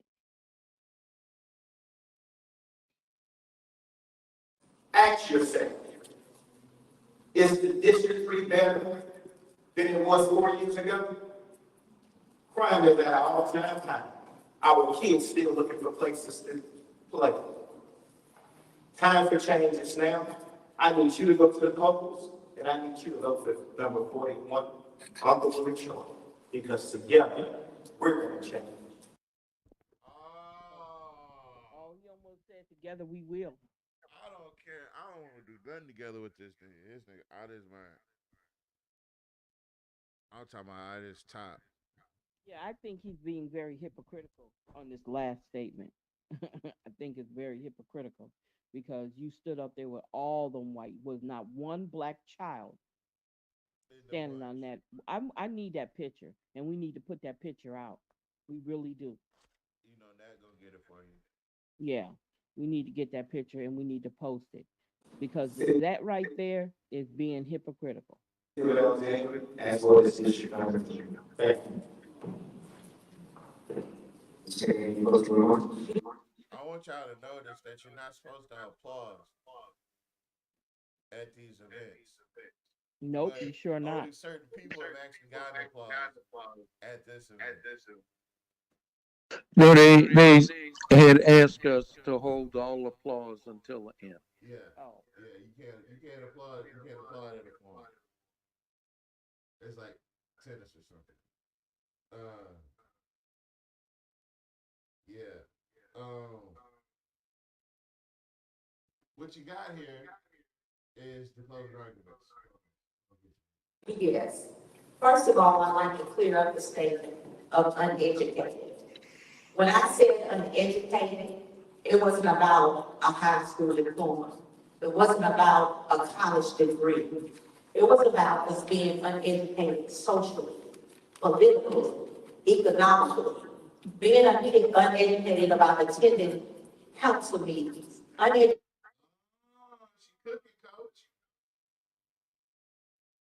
I don't know what she's saying. You not watching it? I'm watching it, but I can't hear what she's saying. Her words are all mumbling together. I got the closed caption on. Educated about attending police jury meetings, school board meetings, where all those meetings collaborate together that can help us. When you want to pick out little things that I said, all you have to do is come to me and ask me what I meant. But you'd rather go to Urban Cast or go on social media. I am here for my district. I have done my duty, and I will continue to fight for District 3. I have never slandered any of my opponents. I will not slander any of my opponents. We have enough black people doing that. So why do we have to do those things? Old double reverse twister McKnight. Okay. Not agreeing, but I know. It's the double reverse. It's the I'm not gonna attack you, but if you attack me, you're wrong for that. Good one. Because I didn't even say nothing bad about you. And I'm not gonna do that. Because we got enough of that. I don't just want to be another black person talking bad about another black person. I'm sorry, Miss Cynthia. I'm with the total opposite shit. Yeah, we don't over here. We don't. No, do all that. you ain't gonna get that over here with us. We gonna call it like I'm we sorry. see it. We gonna call it like we see it. We gonna talk Point about it blank. like it's your I'm not- mama jokes in a playground. Look, I don't do that blind eye stuff. Okay. We gonna get to the bottom of it. You must be listening to our show. It's okay. No. We do the dirty work that nobody else wants to do. With this involving the truth, people don't be wanting to have no parts of it. Let's stop it. Let's come to the table and work together and stop pulling each other down. Woo! Ooh, okay. All right.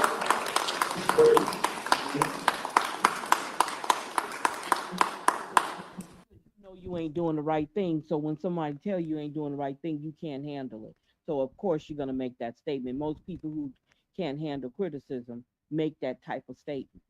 He looked like liverwurst. He looked like he like He got jaundice.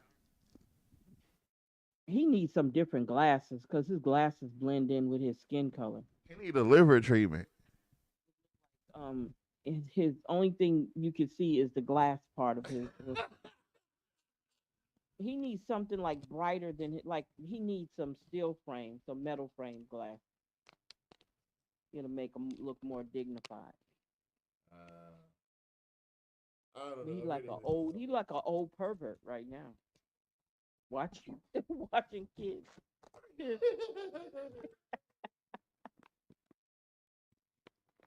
Wait a minute. What did Mr. Porter say before he left? I don't know if he's still out there. He said he watched the kids pee. Yup, he said he watched the kids pee. Little boy, what are you doing around that tree? I'm trying to figure out why he watching them. What time of day is he watching them go to the bathroom? Where are you even in the park doing that? If you out fighting crime or taking videos of crimes, what are you doing out in the, huh? He over there smoking his meat. Oh, no, he would be smoking meat. But yeah, why would you be doing that? That don't sound right. Yeah, that didn't come across as right. Not Yeah, that didn't come across. He should have said that in a different way. era. He shouldn't even mention that. He should just say that the kids could not use the restroom because they're locked up. I had to watch a little boy over there go behind a tree and pee. You didn't have to watch him. So what the hell are you doing in the park watching people pee? Come on now. Come on now. That's not nice. That is not. Why are you in the park watching these little kids play? You don't even have little kids. They're not your kids. You don't even have little kids. Oh, you so wrong. Come on. What are you doing in the park? Yeah, Mr. Porter, what are you doing in the park? You're not selling your food. Mr. Porter said they're not your kids. And then somebody told me he rides around in his pickup truck with a sign on his pickup truck, just creeping through up and down the streets in District 3. I said he needed a white van. Hey, he got it. Never mind. I'm gonna leave it alone. I'm on YouTube, so they might strike me or something. He got that spirit on him. You can see what, it. That perversion? Yeah, that spirit of perversion. You can see it on him. And people might think I'm crazy. I want some. Do you have any grandkids, Mr. Porter? What was that? I said, do he have any grandkids? Yeah, he does. Well, maybe he watching his grandkids. Maybe he's talking about taking his grandkids. That's not at all. That's not the case at all. Maybe he take his grandkids That to is the not park, the case at all, sweetheart. and then they have to That go to is the not, bathroom, and he ma'am. realize that the bathrooms are locked. And they have It to could go be, behind the tree. maybe, because I know one daughter has a child. I don't know about the other children if they have children, but I do know one daughter has a child. Oh, that'd be like going to like daddy daycare if he did something. Well, that's what I'm saying. Maybe that's what it is. He Oh, takes you his saying that kids. he pick up his grandchild to play daddy daycare? Yeah. And they went to the park and they realized that the bathrooms were locked. So his kids couldn't go to the bathroom. So they went behind the tree. No, try again, bro. You did all that work just for me to ignore it. Logical explanation. Yes, and Brother President, Katie, their first vote. We're going on with the show, fam. So, will there be closing remarks? No. I can say something. Those vote, you have closing remarks. Oh, yes. Okay. I see. She went over well. I'm number 42, and I am running for councilwoman, and I am now the councilwoman, and with God's willing and the people's prayers and vote, I will be councilwoman later. And I do like now in levels. See what you got. Did you see that? I missed it. Let me run it back.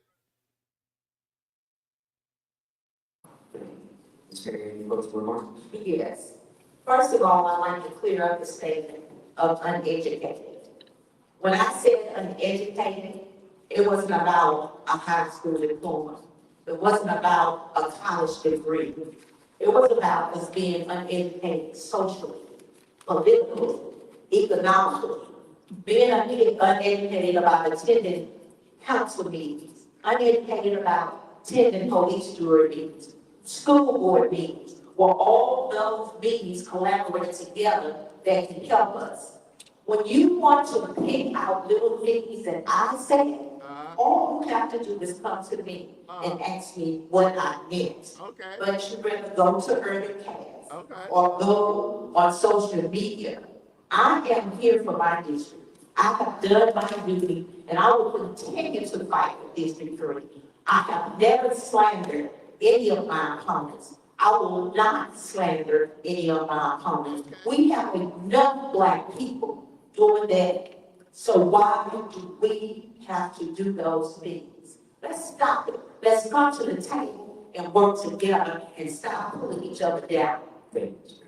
Oh, I like it. Was it sincere? Nope. It felt sincere. It felt like I don't have no backup. Please don't do that. Please don't hit me. You know, y'all hit me enough. And like I said, you know, we don't make no misses out of it. We've had our off times with Miss Perry. And when she do the right thing, we there with her too. I know it's hard to do the right thing when you're surrounded by a bunch of. Anyway, we might as well change that conversation. Well, you can change whatever conversation you want to when you're on your show. Yeah, you're right. You're right. Yeah. But yeah. You're right. Them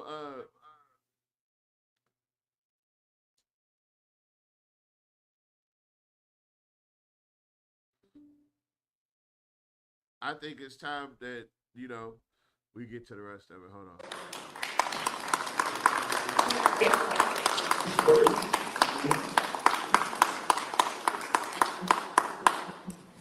They didn't hold their applause to the end. They didn't hold their applause to the end. They clapped for it. They clapped for it. We ask our brother president, Brother Quincy McKinney, their further support.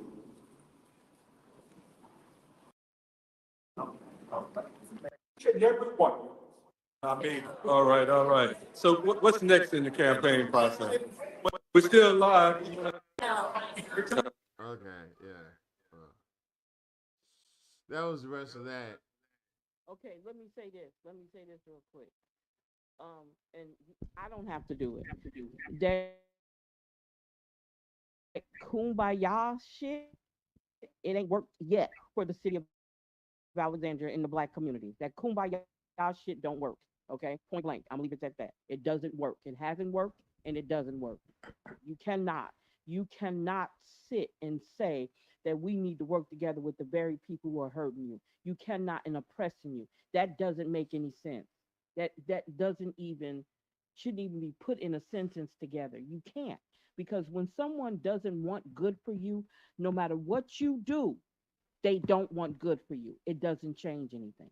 So why would you want to sit and hold hands and laugh and joke and talk with someone who doesn't want any good for you? Period. No matter what you do, they're not going to be happy. You don't want that. You move on to a group of people who want to see good things happen in the community. They want to see prosperity. They want to see you moving forward. They want to see the city grow, or they want the community to grow. You cannot keep sitting there holding hands with the very people who hurt you on a daily basis. I'm sorry, it don't make no sense, and we've been doing it too long. I agree wholeheartedly. I sure agree with that. There comes a point in time where you either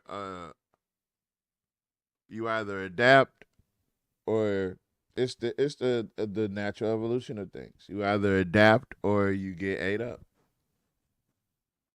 and all you end up trying to do is survive. So there's people out there that aren't just surviving. There's people out there that are thriving, and their pastime is making you a victim. That's what they do for fun. And so, you got to keep your head on a swivel. Show me that you ain't really about me. I'm not gonna waste my time dealing with you, none whatsoever. I'm gonna move on because I know it's somebody out there who feels and believes like I do, and they're gonna want to work with me because that's how you do it. I'm not gonna sit there and keep begging and pleading and we got to get along. No, we don't. You move on to the next group because there's so many other groups out there that need the same help and would want to work with you and advocate with you to get stuff done. It happens every day. So that sitting around hollering about you, no, I'm sorry. I totally disagree with that. And like I said before, I'm not for it. That ain't who I am. I move on to the next. If you don't feel the need to want to work and get stuff done, and I got and I watch how you move, and I watch how you standing up there. No, I'm done. No, because I can't see. One thing about it is trust and integrity. If I can't trust you and I can't see that you're loyal, I don't want to have nothing to do with you. And I'll tell you why. Okay, think about it. Think about it. Didn't I question Miss Cheney about her loyalty? Yes, ma'am. I questioned her about her loyalty because to Yep. me, that bothers me. That bothers me. And she still, even when we start talking back again, she tried to say that I didn't want her, that I took her out the group. I didn't make Upper Room group, so I couldn't take her out of it. I had to tell her that. I said, Oh, okay. Well, guys, we're getting ready to get out of here. We were always on live, man.